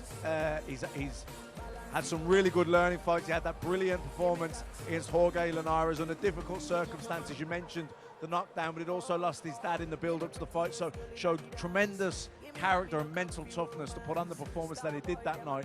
And I think that this is very much a case of just wiping the slate clean. I think he's going to look $1 million out on Saturday night. I think for him as well, Max Harper's travel away as well. Shane McGuigan's more or less on his doorstep now, so things are more familiar. He can train a lot more, because usually if he has to go abroad to train, it's like, right, I've got to put 10 weeks aside. Doing it this way, you could train almost all year round, because it's almost on your doorstep. I think that makes all the difference. You've got to stay on top of your game in this. You can't just say, right, I'm going to commit for 10 weeks here. You've got to stay on top of it. And this is what I'm seeing here. But it takes a while for a fighter and a new trainer to their union to flourish. So let's just see, don't expect it all in the straight first fight. Let's see how it goes. Since Luke Campbell won the ABAs here as well. Maybe we mentioned Matty Askin earlier. George Groves did Tyson Fury 2008. Pretty good year. George Groves, of course, a stablemate of Luke Campbell, which will be very important with knowledge and experience that he can pass on, and having had some tough fights and coming good at this stage of his career. Shane McGuigan, of course, not a young trainer really anymore. He's had Carl Frampton. He's had plenty of success. He's got Barry, obviously his dad, in the camp. There's a lot of good things around Luke now, isn't there? Yeah, he's still a young trainer, but he's not an inexperienced trainer. He's got a wealth of knowledge, having and experience, having worked with some of the best fighters in the world. And I think it's made him become an even better trainer. It's made him grow in confidence. And I think Luke can grow in confidence. And having a trainer like Shane McGuigan, not just for the levels that he has, but also, like Johnny said, he's able to train with him all year round. He's on his doorstep. He doesn't have to travel. I think that makes a big difference for a fighter like Luke, who's still a kid on the come up, because he's still looking for that elusive world championship. Johnny, he didn't beat Jorge Linares, although it was very, very tight. But I think a lot of people came away from that thinking that one day Luke Campbell will become a world champion. Yeah, without a doubt. I've always been a massive fan of him from turning professional. I actually thought he'd be one of the first of the Olympians to end up being a world champion, because he seemed to have everything in place. Things didn't work out that way. Give it time, give it patience. He has the skill to do it. He has that right mentality. He has the hunger. And that's what's most important. And I think the Linares fight really, even though he didn't win it, it was sort of a graduation for him, because I think he overcame the things that maybe he wasn't able to overcome in the Mendy fight, and I think seeing the way he handled himself in the Linares fight, seeing that he had to get up off the canvas, seeing that he had to overcome adversity and still fight his way through it and fight well through it. I think those are things that maybe he wasn't able to show in the first Mendy fight, and we'll see how he deals with them in this rematch. Yeah, that you just summed it up perfectly, Paulie. That was exactly what happened. I think when he fought Mendy, he wasn't experienced at that time. He'd only had 12 fights, and Mendy, physically strong, super up for it, and he just out-hustled Luke out of it. But I think since then he's gone away, done a lot of work, and the Linares fight was a fantastic performance, very close, and difficult circumstances going in, got put down as well early in the fight, so I thought it was a really good performance. And I think that this fight's about wiping the slate clean and righting the wrongs of the first Mendy fight. I think it's such an important fight, isn't it, Luke, for you? Obviously, the first defeat on the professional record, not a nice thing to have happened to you at the O2, but you've come back through that. You've now linked up with Shane McGuigan. You have the experience of going in with Jorge Linares. Is this a very different Luke Campbell in maturity terms that's going in the ring on Saturday night? Yeah, I believe so. I believe that I'm in the shape of my life. I've had the best training camp. I'm focused, and I'm feeling great physically, mentally, and I think you'll see the start of a new beginning 22nd of September. You took yourself out to Miami. You had time with Jorge Rubio, which was away from home, away from your family. Plenty of great sparring out there. You've moved to Shane McGuigan. Why Shane? And is it because he's got the experience of the likes of Hay and Groves that have been with him, and obviously Barry, and there's so much boxing knowledge around there? Yeah, I mean, that's one reason why he's got the experience. But I did one training session with him, and from there I just thought, this is what I need and this is what I want. And ever since, we've had a fantastic connection, great relationship, and I feel as though Shane's style in coaching is suiting me down to the ground, and I'm feeling great. I'm doing things I've never done before, and he's getting the best out of me. A real chemistry? Yeah, real chemistry, in and out the gym. and I'm excited for Saturday. Let's get to the fight. Monday's tough, and he showed last time he could out-hustle you, he had you down, and you never really recovered from that, or certainly didn't feel yourself, it didn't look like to us in there. What is going to be different on Saturday night? Is it just wiping the slate clean and tactics and everything start again? Yeah, it's actually going out there and being the best I can be, and I believe if I do that, I'll win the fight. And it's a final eliminator. He's ranked number 1 in the WBC. I'm ranked number 2, so it's all to play for. As you might know, I had a few trainers in my career, and sometimes when you're looking at a trainer, I think, who else does he train? And I was looking at you, and I was looking at Shane McGuigan. I was thinking about Josh Taylor, and I was thinking, he was a similar style to you, and is that something that kind of swayed your decision to go with Shane McGuigan?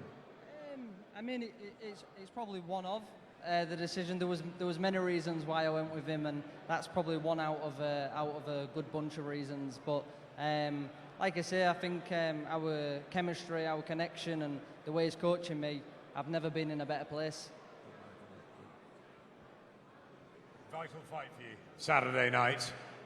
What's going to happen under the arch in the huge stadium, 80,000 plus there? Are you excited by that? Are you nervous? No, it sounds great.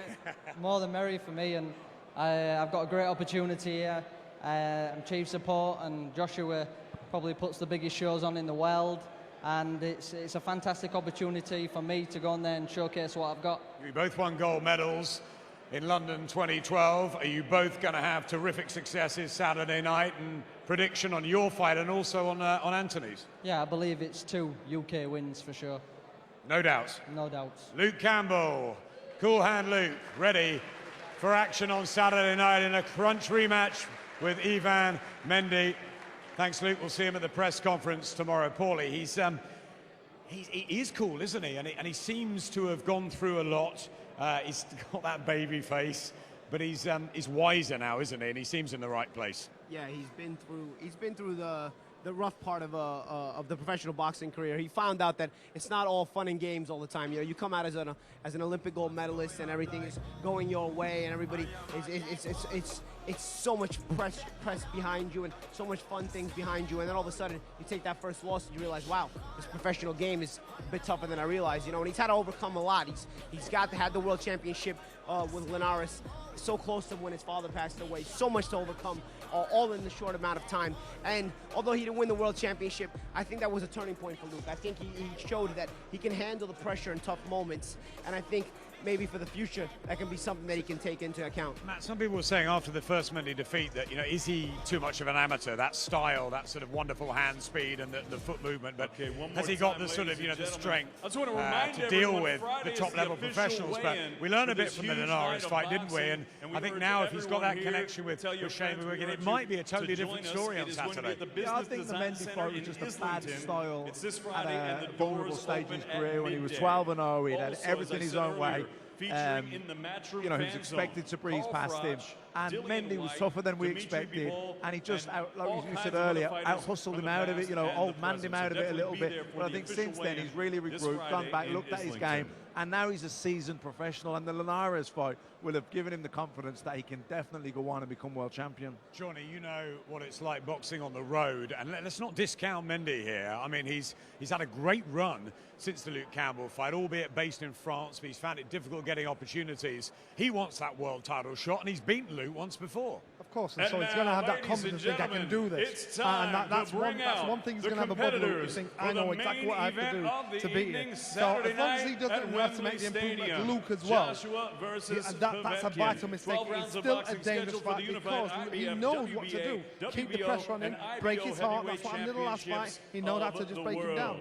Introducing first the lack of experience hurt Luke in the first fight. One of the biggest differences from the amateurs to the pros, and now they've changed a lot of rules in the amateurs, so I don't even know how much this applies. professional. but His especially the record, old amateur 34 style to the victories, pros. only No one matter how defeat. much He has experience you had in the 24 amateurs, wins one thing you coming did by not way see of is those knockout. drag-out He is physical the kind of former fights. WBA You did not see them. You saw a lot champion in the of amateurs world. that would He's prepare a you for the fierce pros. competitor, But one of the and biggest he is differences, the if not the WBA main difference, is the mandatory physical challenger. drag-out kind of guy. Ladies and Look at gentlemen, Vasyl please welcome Lomachenko. He lost to Orlando Salido despite all that experience. Povetkin. It's because you don't see that kind of fighter. Those are the kind of fighters you want to get to last. Because of that, Mendy was a bad style at that stage of Luke's career. That's what I was leading. That's the word right out of Guys, my you're mouth. going to be debating all night on this, but we've got to turn our attention to this man.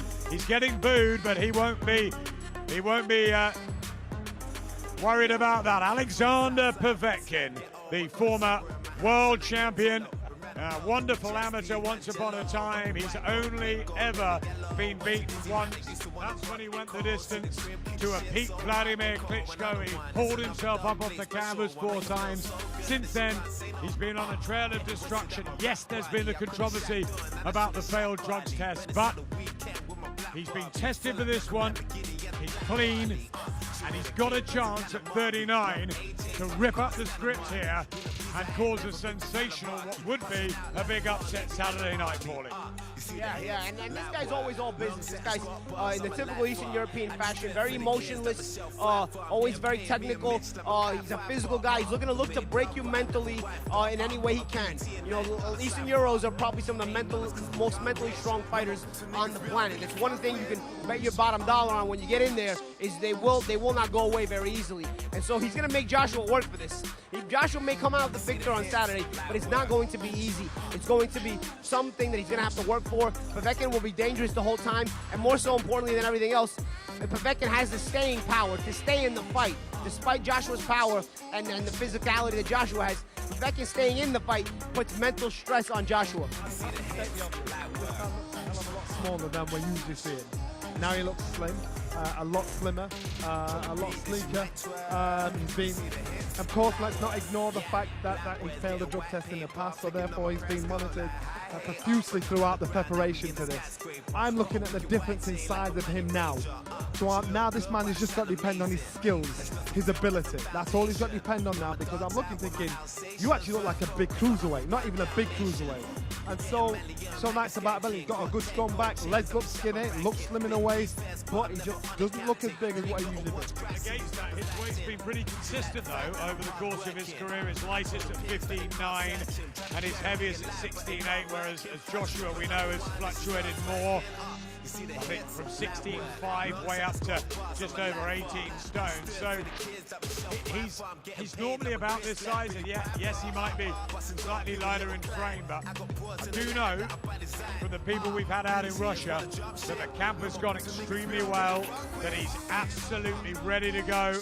He's been sparring the likes of Daniel Dubois, and you know what? I think he feels that Joshua's got a lot of weaknesses if he can take the fight to him. Look at how he's built. He looks like he's built for pace. Looks like he's built for speed. That's why he looks, because he looks a lot slimmer. He has the power. Look at his upper back. Look at his body. Look at his arms. Look how he's trying to roll the shots in. He's got to stick to Anthony Joshua's chest, and that's why I reckon he's going to try and he's going to try and gas Anthony Joshua to put him under pressure. He can fight. He can fight heavyweight comfortably. He can box. We've seen that in the amateurs through to the pros. So therefore, this is going to be a tester on every level for AJ, and for this man too, because now he knows he's got to depend on raw ability. To him on the pads. See if we can get a feel of the power of the punches of Ivan Karpa, who we remember is a fighter coming over to the UK. They've had a successful partnership. Let's have a listen, guys.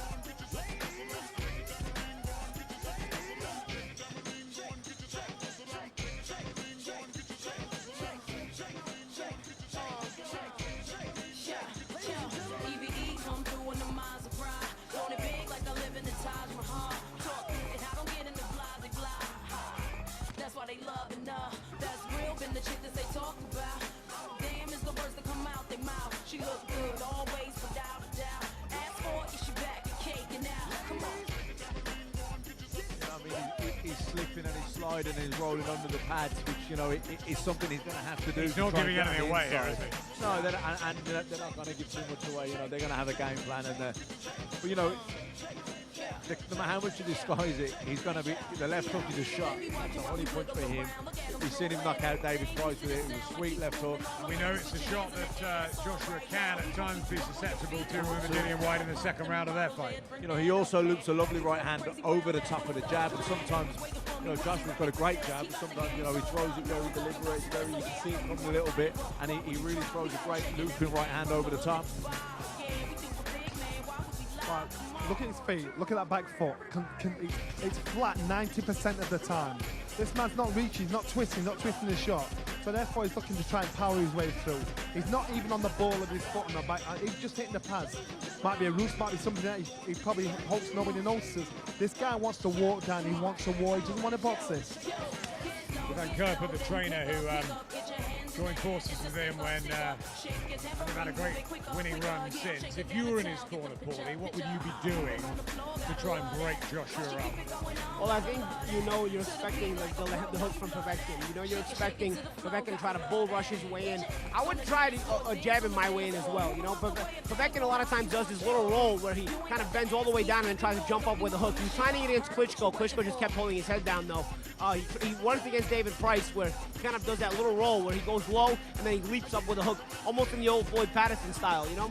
But the problem, but the problem is with a tall guy. If a tall guy's smart, he'll do the Lennox Lewis. He'll just put his head on the back of your neck, and you never come up, and he'll maintain his distance. So if Joshua's smart, that's what he'll do. So I think Povetkin needs a different angle as well. I think Povetkin needs to try to jab his way in, use some feints, and jab his way in as well. Because the jab, you can disguise it, and then suddenly turn that into a hook, and then your jack in the box is a bit disguised once in a while because you're coming in a different fashion. Huge respect here from the York Hall crowd, which is great to see. He's got so much pedigree, obviously more known now for the win over David Price. Still a bit of a mystery about him, and they were pretty, well, scared to let us see too much in camp out in Russia. They were, you know, they sort of took the cameras out, didn't allow sparring to even be looked at, let alone filmed. And I mean, I guess that they're just, you know, they're worried. They want to keep their game plan secret. And ladies and gentlemen, one more time, a round of applause for Saturday night's challenger, Alexander Povektin. I think, you know, there's a lot of pressure on him for a long time. He's an Olympic gold medalist from Russia, you know, so they've expected big things from him ever since he turned pro, you know, and obviously he came around in the Vladimir Klitschko era, so he was never able to overcome that. But now that Klitschko era is done, Povetkin probably sees this as his last chance to really get the big one, get the big fight, win that big fight. So I think there's a lot of pressure on him coming from Russia as well as on himself. The drugs issue is what they are. He's failed a couple of times, and we hope everything's fine. He's clean this time, and that's obviously, you know, going to be playing on everybody's mind. But if you look at the performances, the fights that he's had since Klitschko, has he improved? Has he shown enough to you guys that can really trouble Joshua on Saturday? Well, I think the last couple of performances, he doesn't seem to carry that power later on. He's faded off a little bit. He doesn't, you know, hasn't scored the dynamic KOs that he was earlier on. So, you know, is that because of the testing now, or is it because he's getting older? Whatever it is, he's not performing as good as he was before. But he's still only got that one solitary defeat, which was to Klitschko, where he was down 4 times. But, you know, he got up and he got back into the fight. So you look at how he's just that little bit there. You look at his age, look at his performances. What he's going to do is perfect what he can do. He can't get any better, but he can perfect what he's got. So his job is to put pressure on Anthony Joshua, not outbox him, out-pressure him, out-test his gas, test his heart, stay in his face. He's not going to try and box the taller man. He's going to try and roll under those shots, get maul and smother him, make it messy, make it painful. So for Anthony Joshua, he works well on the inside, but can he do that for 12 rounds? This is what Povetkin's thinking. I want to test it, because he'll be testing this against a tall, rangy Vladimir Klitschko. And thinking this guy was skillful. What mistake did I do there? So he's got to pressure Anthony Joshua. That's what he's thinking. Yeah, and what you lose in youth, you're gaining experience. So he won't be as dynamic and not as explosive, but he'll be craftier, he'll be cleverer, he'll have more little tricky moves. So he'll be trying to use his experience, I believe, in the fight. And certainly as the rounds go in, he'll be looking to, you know, make it count. The Vladimir Klitschko fight How much chance did you give Povetkin before that? How did you see his performance? Obviously, Klitschko was at his peak, and he was sort of getting through all these opponents, you know, one after the other, and the same sort of pattern, wasn't it? But you look at Povetkin getting knocked down. What did you learn from him? That he had a heart, that he kept getting up, but that he maybe is a bit shy of the elite level? Yeah, you know what he proved? That fight to me proves more than anything that he's a stubborn, mentally very strong fighter. He's not going to go anywhere unless you knock him out cold. Having said that, he's probably a bit one-dimensional. He wasn't able to make a single adjustment. He wasn't able to switch anything up or around to give Klitschko anything to worry about. It was the same thing over and over again. How could he be one-dimensional when he's got such a stellar amateur career, world champion, European a couple of times, Olympic? What he does well. And that's why fighters cannot figure out how to get what he does it well. It's not that he's a chameleon and he changes from a jab or a southpaw to an orthodox fighter. He's changed from a backhand fighter. He just does his job well. It's also in the amateurs, there's less time to adjust to an opponent. You know, you have a few rounds. In a 12-round fight, fighters will pick up the pattern and start to adjust to you. In the amateurs, 3 or 4 rounds, there's not enough time to start figuring out how to adjust to you. Honestly, with this jack in the boxing that he constantly does, a taller opponent just has to hold the back of his neck. If David Price does that in the fight, we don't even have this fight right now, guys. David Price, to me, wins that fight if he just holds the guy's neck down every time he dips low. That style worked for a young Floyd Patterson. It worked for a young Mike Tyson. It worked for a young Sonny Liston, that Jackie Mock style, like you press on. So if you're fit enough, you're fast enough, you've got the pace enough to do it. It's an awkward, horrible style. It's a young man style. Yes, it's a young man style. It is a young man style, and also, as guys came along, guys like Ali came along, and they just hold the back of your head. Then Lennox Lewis hold the back of your head. You had to adjust it like Frazier did and just constantly move it. But that's a young man style. That takes a lot of energy, you know? 39. That kid may not have the legs for that. It's not going to happen. Not that way. What does he do from the first bell, Matt? Has he got to sort of go for broke early? Has he got to try and take Joshua out of a rhythm? Because you think if Joshua gets that jab going, you know, he'll utilise that and he'll start bringing the uppercuts in. And if he backs Povetkin up, he's going to be in big trouble, the Russian. Well, I think the jab is key for Joshua. I think he's got to come out, try and take the centre of the ring, try and back Povetkin up behind the jab. When Povetkin tries to roll in, walk him onto the right uppercut. They're the 2 shots for me, for Joshua. So on the flip side of that was Povetkin got to do to negate that. Well, he's got to try and, you know, feint and then, you know, get his moment. But when he gets his moment, he's got to cover the canvas really quick and get it in close on top of Joshua. Work the body, work that left hook. Yeah, I think you can try to jab with Povetkin. They say you can jab with a jabber, you don't hook with a hooker. Also, this little step around that he's going to the left all the time. Maybe when he's looking to work off Joshua's jab, where he's looking to dip this way and then whip a hook, sort of like a Felix Trinidad style, where he just kind of dip this way, waiting on the jab, and waiting on Joshua's jab because you know he's going to jab and just kind of whip that left hook in. You know, these are the things that he's probably going to try to use to set the trap. He's a stubborn guy. I don't think he's going anywhere in the fight. I really believe this fight can go the distance. He's not just a left hooker. It was a right hand that did the damage against David Price. It was the left hook that caused a knockout, but it was the right hand that initially hurt him. He's going to throw those loopy shots. Well, it's mandatory for the title, for the WBA title. He's number 3 in the Ring magazine. You know, Wilder aside, he's the stiffest challenger, isn't he? Certainly since Vladimir Klitschko. And I still think the Klitschko he fought is still probably a bit of a better level than this current Joshua right now. That's an interesting point. Yeah, exactly. And so what I'm saying is, this guy deserves his position. This is no banana skin. This is it. This is it. This man's a top world-class heavyweight champion. And because the general public are not familiar with him, they're not giving him credit where credit's due. So therefore, when we say this is a dangerous fight, they think we're trying to bum up this fight. This guy's dangerous. The reason the public is not familiar with him is his own fault. He failed 2 doping tests for fights that would have gave him more general appeal, more mass appeal, more public knowledge of him. You know, so the Wilder fight particularly. For sure. You know, so he's also got himself to blame for these things. Without a doubt, but it doesn't take away the fact that he can fight. Absolutely, and it's a risk, big risk for Joshua that people don't realize what a risk it is. What about the way he'll deal with the next 2 or 3 days, the stage of Wembley Stadium? He's obviously well-travelled as an amateur, as a professional. Is there a chance of that getting to him? The fact that, yes, he's been in Cardiff, but he was on the undercard there. Yeah, this is a different expectation. I don't think so. I think he's very experienced. He's 39 years old. He's a big star in Russia. He knows what he is. He's fought Vladimir Klitschko. Vladimir Klitschko was a big star. Yeah. I don't think that's going to phase him on Liverpool. Yeah, too much experience. What about Ivan Kerper, the trainer in the corner? You remember him, I know you will, Matt, from his days over here. He was a good fighter, came, I think, over to Britain 5 or 6 times, and you know, was decent at a level, wasn't he, for a while? What would he have brought to the Povetkin camp? He'd have grounded him. He'd have told him, you know, all this sort of stuff here, ignore it. This is what you're capable of doing. This is what you do. Believe in yourself, and that's what will get into his head. And to not let this be his biggest enemy. Everything he's doing, he'll try and make him stick to plan every round through and through. Yeah. And Joshua beat, and he had to get up off the canvas to do it, you know what I mean? He fought Vladimir Klitschko 5 years ago when he was still very much in his feet, where I think right now, you know, he'll be trying to sell him that this mic's not working. He'll be trying to sell him that microphones around here. There you go, Johnny. Musical microphones. He'll be trying to tell him that the Vladimir Klitschko you beat was a better Vladimir Klitschko than one Anthony Joshua beat. The one Anthony Joshua had to get up off the canvas to beat. He's still inexperienced. He doesn't have your experience. Yeah, you've lost a little bit in youth, but you've gained an experience to use the experience. That's why I imagine his trainer will be drumming into him. And also, all this stuff is all emotional. The stadium, the high 8 ball, it's all emotional stuff. Eastern Europeans are very emotionless fighters. They're stern, straight down the middle, very focused. So another reason I'd be very surprised if any of this affects him, because he's usually very stoic. What about Cardiff? What do we read into that performance? David Price did have him in trouble, no doubt about that, but he came through it, and the power was still good enough to turn the fight around. Yeah.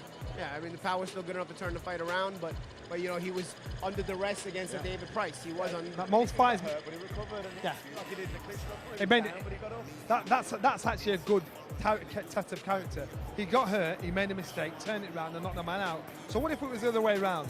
And David Price was on the receiving end of being hurt, and then turned it on. You thought, oh my God, he's got so much heart. He's so mentally strong from such a scare. You know, it presents the same issue though.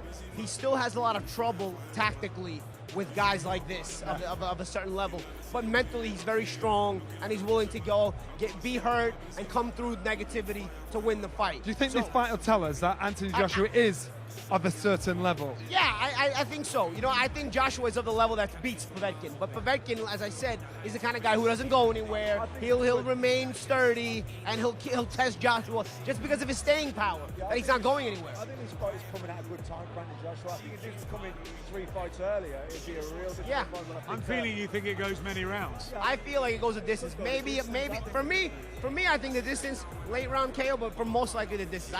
But in a good fight, not like the Parker fight or a tactical. I think Joshua's jab's very important in this fight. I think he's got to get it going. He's got to use the uppercut. We're going to have to take that away. You're going to have to use ball. I think it's a high contact fight. It's hard to share a microphone with me, man. Well, I was just going to say that I think the jab's key. I think Joshua's got to get his jab going. He's got to use the uppercut every time that Povetkin tries to roll under. He's got to walk him onto it. But I think it's you know, he showed in the Klitschko fight that he can get up, that he can dig in, that he can find a second wind late on in a fight. He might need to do that in his fight, but I think also what he did in the Parker fight, which was fight a disciplined fight, stick to his tactics, listen to Rob McCracken, control things behind the jab. He'll have to probably do a little bit of both in this fight. We've got to throw into the mix, though. This is heavyweight boxing. Lennox Lewis at Wembley Arena was meant to take care of Oliver McCall, and in 2 rounds he had an absolute nightmare, and it took him 3 years to get back on track. It was around about his 22nd, 23rd fight, the same sort of time in Anthony Joshua's career. Joshua was meant to, certainly there were talks of, there was interest, there was a big wish, I think, from him to fight Deontay Wilder next. It didn't happen for whatever reason. It could still happen in April, and I'm sure it will happen. Is there a danger that, at this stage, Joshua just comes a cropper against someone we don't expect him to? So you think about the 2 losses that Lennox Lewis had. In training camp, he took his mind off. He became complacent. He thought, these are done deals. With Ratman, he was messing around on the Ocean's 11 set. Necessarily with McCall. Anthony Joshua is not that kind of fighter. He's locked himself off from everybody in preparation for this. He knows how serious this fight is. I saw him in training camp. He's tired. Yeah. He's sick and tired of he said, I've got no life. That shows commitment. So he knows he's taking it serious. He's not being shooting that. I think he's taking Povetkin very seriously. What I'm doing, it's heavyweight boxing. Yeah, it can happen. But going back to the Lennox Lewis, Oliver McCall fight, if you remember, his trainer, Pepe Carrera, came out to him at the end of the first round and said, go out there, you knock him out. Basically sent him out there to get the job done. He's British and he's bad. Yeah, and he walked down, he got walked onto a shot, and after that, Lennox Lewis fired him. Robert McCracken doesn't get excited. Robert McCracken's very grounded. I think that's a key point. He'll make sure that Anthony Joshua stays focused. Absolutely key. Robert McCracken has been a wonderful, wonderful tutor, hasn't he? Right through from the amateurs into the professional game. I know he couldn't be in the corner till the Klitschko fight, but he was in the background. He knows AJ, and he knows what he wants. And I think we saw that in the Joseph Parker fight. Yeah, absolutely. I think it took some steadying of the ship in the Parker fight, not because AJ was ever out of control in the fight, but because, you can get emotional in a fight like that. It's not going, you're not landing the big shots that you want to land all the time. This guy's pesky. He's figuring out ways to last. But so a guy like McCracken is really a perfect guy to steady the ship for Joshua, and they have that connection, which is important. Yeah, I mean, the great thing about Robert is he doesn't get too excited, he doesn't get too down when things aren't going well. He stays very kind of balanced, and I think he'll be a real positive. I was just smiling about the dressing room shots there. At your call, you don't get sort of the glamour treatment, do you? I mean, it's the right ground, isn't it? It's the ground. It is, isn't it? It's the right ground. You're not got enough. You sat on your bag, and so it's what it is, isn't it? It's down to earth. But I think he loves that, really. I think see where he lives in Sheffield, where he stops. It's more comfortable. It's like old this. school, isn't it? I think if you're around something you're used to, that's where you do your best. If you're in foreign territory, you'll play the game. You try and hustle your way through. You think, this is where I'm best. He looked very comfortable. He's comfortable in this. Good team around him now. It's not just Robert McCracken, but Freddie Cunningham, Andy Bale, all the sort of the mates he's got as well, and it's a tight team, and it seems a very calm team. Yeah, and it's proven and tested. It's working for him. It's not broke, don't fix it. Like I said, going back to Robert McCracken, I think he's a really good man to be guiding AJ's career, certainly from the boxing point of view. He doesn't get too excited when things are going good. He doesn't get carried away. He doesn't have a big ego, and he won't get too down. If there is mishaps along the way, he's a very good man to be guiding that AJ. Well, the lucky people that are in your call tonight are in for a treat. Let's bring them out. David Diamante.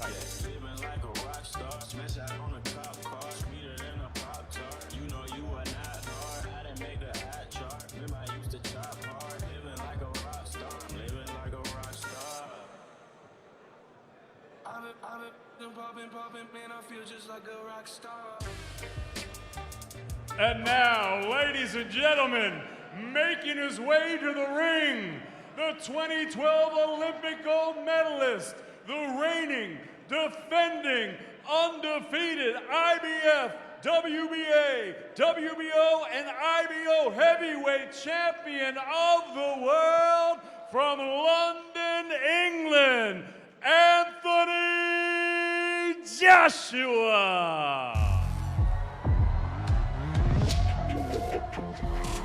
I always like to look fresh. It helps me keep my focus. Pre-fight is all about positive vibes. The hard work is done. There's no room for doubt.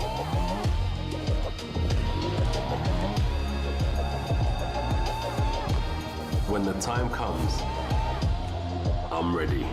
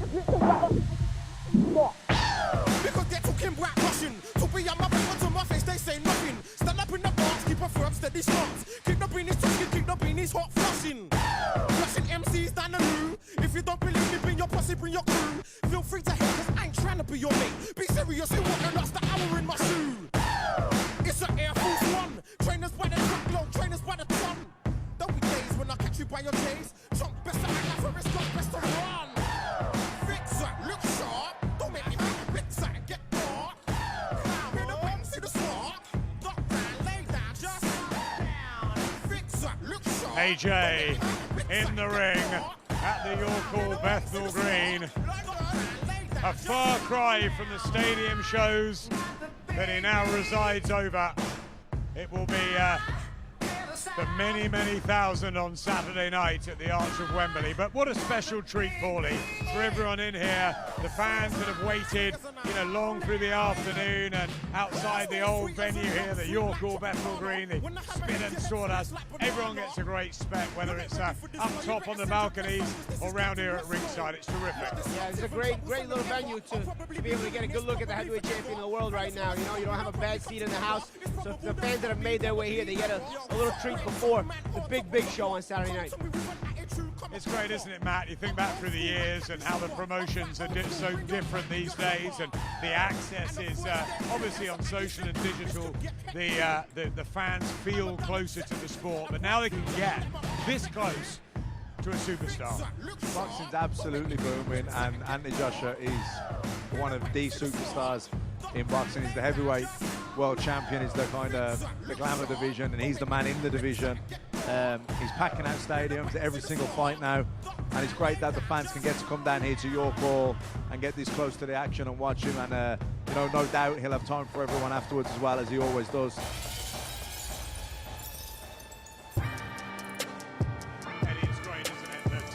We're just saying the fans have this chance to get near a guy of Anthony's status now, 21-0, the world heavyweight champion, but far more than that, somebody that really appeals to the nation and has become a global superstar now, and people here at the York Hall are this close.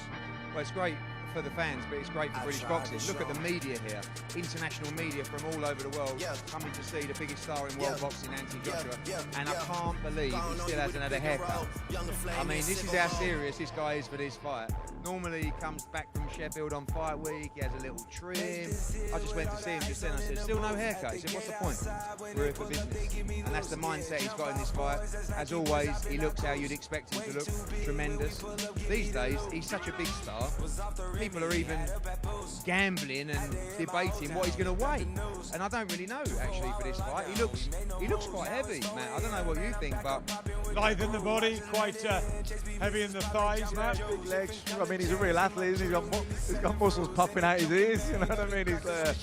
He looks ripped. He's not carrying any excess weight, that's for sure, but his thighs look absolutely huge. Matt, I travelled up to Sheffield last week and watched him spar 12 rounds, and he said to me afterwards that he was tired because he's gone through so much sparring this time. He's accelerated that part.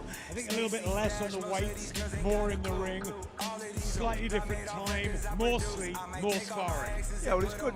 It shows you that he before he approaches every training camp, they're looking at which areas they need to focus on more than others. So that's good that it's not just the same thing every time. That he's adjusting his training according to the opponent and the style and the tactics they expect to employ in the fight. And like I say, we mentioned earlier, Rob McCracken, great coach and a great man manager. He doesn't have a big ego. His temperament's very good. Doesn't get excited.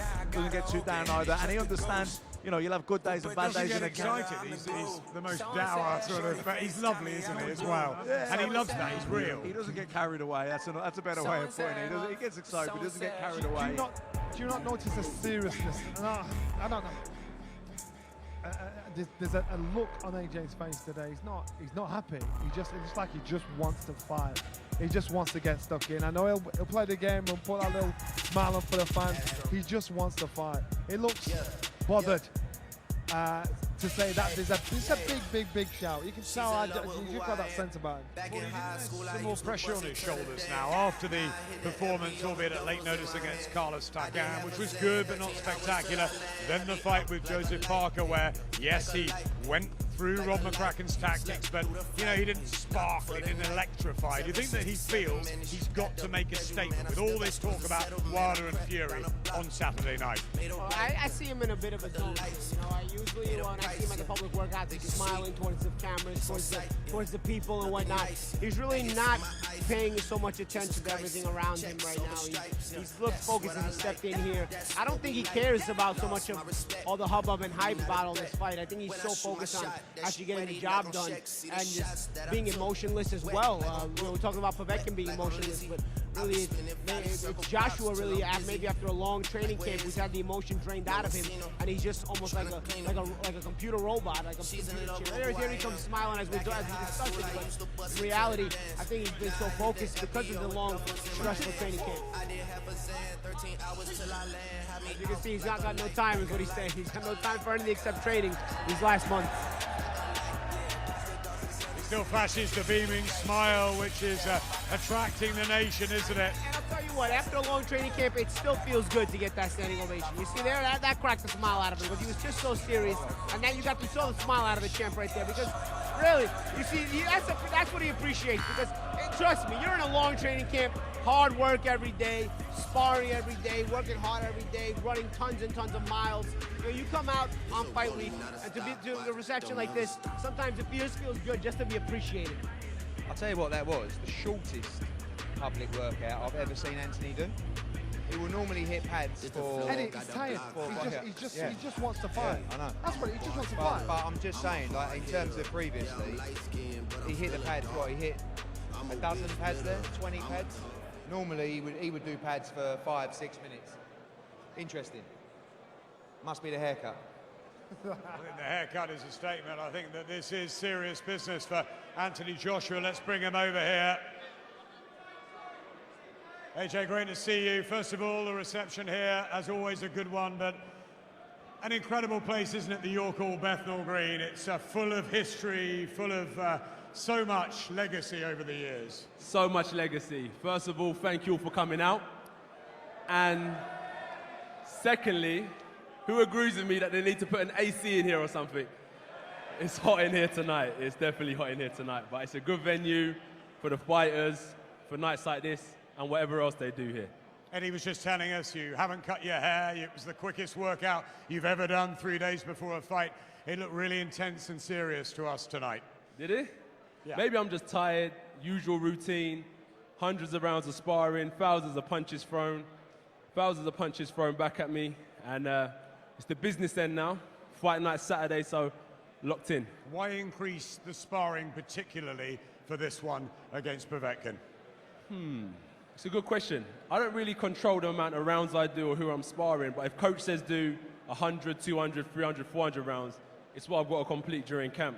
So if my trainer's around somewhere, he'll be able to answer that. But I've just had to go through it mentally on the days I didn't want to do it, push myself, keep on sparring, and get the rounds under my belt. The coach you have huge respect for, this terrific relationship with Robert McCracken. You outboxed Joseph Parker last time. What is going to happen Saturday night with a very different opponent in Alexander Povektin, who can punch a lot, he's got the pedigree, and he'll come forward and try and take you out? Defend and counter. You know, first and third, babam, defend, babam, defend and counter. That's the key, really. So you're starting off the combinations and you're finishing them off. And that kind of shuts opponents down. They start getting weary about what they're doing. Show them a bit too much respect, they get a bit confident. So you just got to kind of beat the fight out of them. How dangerous do you feel Povetkin is as a challenger? He's ranked 3 in the Ring magazine. All the talk, obviously, about the likes of Wilder and Fury. But Povetkin has proved his class over the years. How tough could this be for you? I think that's the same question we've been asking for years, right, amongst all my opponents. Because in the heavyweight division, not only are they talented, one punch changes the course of the fight. So we all know that story. So he's got that punching power, he's got a few knockouts on his record. But it's just down to me to handle business accordingly, right? So... Is the threat the left hook? Everything. Head, left hook. Not only that, right, it's how tough they are. How much do they want it? Because you could have the best attributes. Look at me, tall, rangy. If I don't want to fight, I'm not going to give it. So he could have the best left hook in the world, but if I keep on punching him and breaking him down, it might stop him from doing that. So his attributes need to get shut down early because he might have a good left hook, but I've got to annihilate that from early. Do you know, I'm coming from right hand, touch the body, comes up. He's got a lot of things in his locker, but we've got to shut him down early. You've got to take control of that ring on your stage, Wembley Stadium. You've put your flag in the pole and said, look, I'm going to fight here, not just Saturday, also in April. This is my territory, my backyard.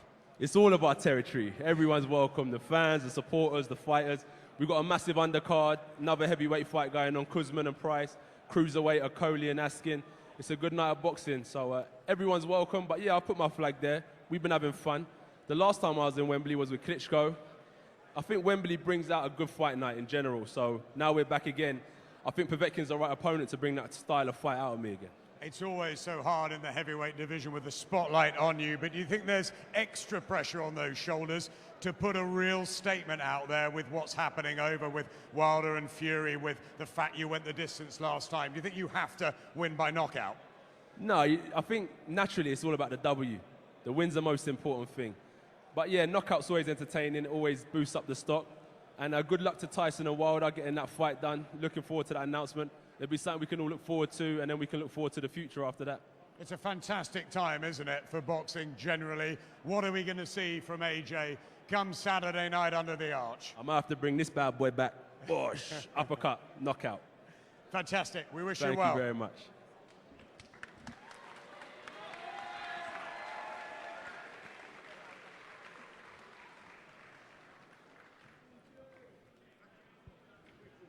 As Anthony moves over to his next commitment with DAZN, our colleagues over in the States, what did you read there from what he was saying and what you saw, the fleeting glimpse of what we saw tonight, Paulie? I see a focus, Anthony Joshua. I think he understands that there's a danger to this fight. I think he approaches it in a very mature manner. He approaches it like he approaches all these other fights. I don't think there's ever a fight Anthony Joshua approaches where there's a lack of concentration. I think one of the best things about Anthony Joshua is he's a professional in all everything that matters, outside the ring and inside the ring. And so he's a professional inside the ring, and we see the skills and we see the approach inside the ring, but also before the fight, on fight week, we also always see the professional outlook and the professional approach on fight week. Very mature, very calm. Sure, he's not as happy-go-lucky today. Maybe we saw it a little bit in the interview, but to me, he looked like he wanted to get out of the ring really fast for the public workout. He's through so many rounds of sparring, miles run, punches thrown at him, him punching back, as he said before. So I think he's overall the training, and I think that's what that showed us today. And he just wants to get in the ring and fight. He just wants to get the job done. Yeah, and it's Wednesday night. He's probably done the same interview 1,000 times as well. You know what I mean? Sure. It's just the promotional obligations. And you get tired, and that's not a bad thing, is it? With weeks of training, Johnny. You want to be ratty. You want to be ratty at this stage. I actually like that. I actually like the fact that he doesn't want to be very sociable. He wants to do as little as possible inside the ring because it means he's sick and tired of leaving the hotel to go to the gym again. I bet he just disappears for a couple of weeks after this fight. But I tell you one thing: when the bell goes, that's the fun. That's the fun. So that's easier than training. That's easier than sparring. That's easier than getting up at stupid o'clock in the morning to go for a run.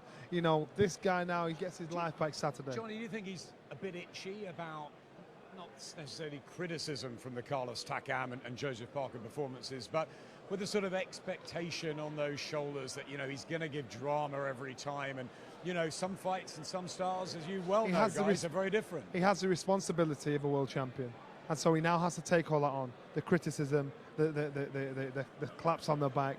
You know, he's got to think to himself, right, I've got to do my job now. There's no excuses. Matt and myself were saying this is his hardest opponent, apart from Klitschko. Yep. And he knows this, and he thinks we don't. We do know it's a tough opponent, and we've got to give this guy credit, and we've got to make people realise this is a tough, dangerous fight. Yeah, and just focus on winning. Don't be focusing on getting the knockout or looking good or, you know, you're doing something spectacular. Just beat this guy because this is a serious threat. Vladimir Klitschko aside, this is the best opponent he's fought. I think it's coming at a good time for him, though. I think that the Klitschko fight, the Takam fight, and even the Parker fight, he learned different things in all of those fights. So he's more experienced now, and it's a much better Anthony Joshua that went into the ring against Vladimir Klitschko. So I expect him to win and comprehensively win, but it's a risky fight. And one thing I'll say, Povetkin is, apart from Klitschko, you can put him up there as the best opponent. But Dillian White will have something to say about that. I think he will. Yeah. Dillian's going to be with us on Saturday night, and he wants that shot in April. Obviously, we wait to see what happens with Wilder and Fury. The division is just so open at the moment. I actually don't think so. I think Dillian will say, you know what, that wasn't the best me that fought him. And Dillian said that before he was injured or whatever. Maybe not on that night. Yeah, that's what I'm saying. So what I'm saying, I think Dillian actually saying, no, you know, that wasn't the best performance. And what about Dillian's performance against Joseph Parker? He knocked him down a couple of times. That's what I was just going to say. Dillian has shown himself to be in the conversation here. Yeah. You know, so but when he fought Joshua, he was still quite raw. He was inexperienced. You know what I mean? He was quite raw. And it was a good fight. But since that fight, he's really really worked a lot on his tactics, on his technique, on his skills, and he's really improved as a fighter. And the Parker fight was like his dress rehearsal for the rematch. I wonder if Rob McCracken, who obviously he has probably more respect for than anybody in boxing, has said to Anthony, you need a couple of these sort of opponents, these Povetkins, get that experience. He's only had 21 fights. Maybe before you go in with the likes of Wilder and Fury, so that when that time comes, be it in April, be it at the back end of next year, you are at your peak and you are ready to deal with anything that comes to you. The decision stops with AJ. I can remember when he boxed Charles Martin. And when he boxed Charles Martin, the conversation was, is it your time? And I know Rob McCracken said, maybe 1 or 2 more fights down the line. He went and did the job. So they'll all sit there, talk about the opponents. The book stops with AJ. So why is he not fighting Wilder? Because that's the business side of it. That's the big, because I bet you anything. I know he wants I bet everybody's been here to say, no, that's not happening yet. This is business. He and Wilder are the 2 ones that want this fight more than anybody. Yep. It's a businessman behind us why we've not seen this yet. Fury could throw a spanner in all the works. You just don't know with him, do you? Listen, if Tyson Fury, it was the Tyson Fury that fought Vladimir Klitschko turns up against Wilder, I'd put my money on Fury, but that's a big if. That's the thing. That guy's like an enigma. Does he exist? Does he exist? That's the big question. He teased us with that performance. It was so good. Does he exist? Yep, he's got to somehow get that performance back, and it's going to be tough with the time out. He's had a couple of warm-up fights. We want to see Tyson Fury back to his best. Deontay Wilder, what a character, what a dramatic fighter he can be. It's just, Johnny, amazing times for the heavyweight division. And if we're saying that Wilder Fury is the semi-final and AJ Povektin is for them to meet, then great. And if Dillian gets in there, and chuck others in as well, Jarrell Miller's making a lot of noise. What about Chisora's last win? Chisora's last win. Luis Ortiz is still available. Luis Ortiz is there. You've got the likes of Joyce and Dubois who are going to come up. And the one that upset the apple cart, Tyson Fury. He's the one that upset the apple cart. He took the lid off, and everybody all of a sudden thought, yes, it can be done. I want a piece of this action. We'll wrap it in a sec, but I just want to finish with asking all of you guys, what is the heavyweight picture going to look like this time next year? Who is going to hold the belts? Who's going to have fought who? And what's going to have happened? Crystal ball time. Well, I don't know what's going to happen, but for me, the most skillful heavyweight is Tyson Fury. The biggest puncher is Deontay Wilder. AJ's probably the most all-round complete package. I don't know which way it's all going to play out. That's well said. That's well said.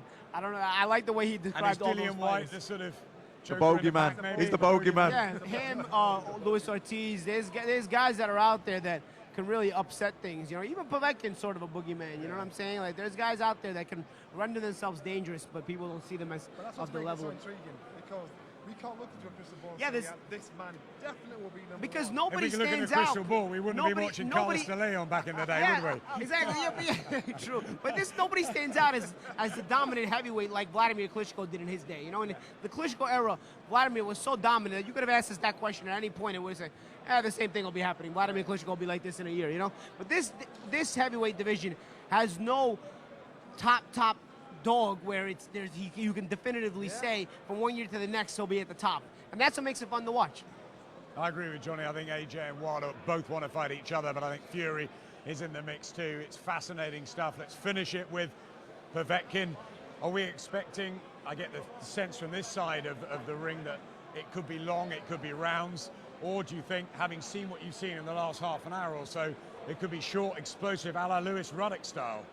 I think it's going to be a long, hard fight. I think there's too much skill, too much wisdom in that ring, unless there's a bit sprinkled with a lot of luck. I think it's going to be a long, hard fight. That will fall in the favour of Anthony Joshua. Yeah, I think Joshua on points in a tough fight. Yeah, same thing. Joshua on points for me.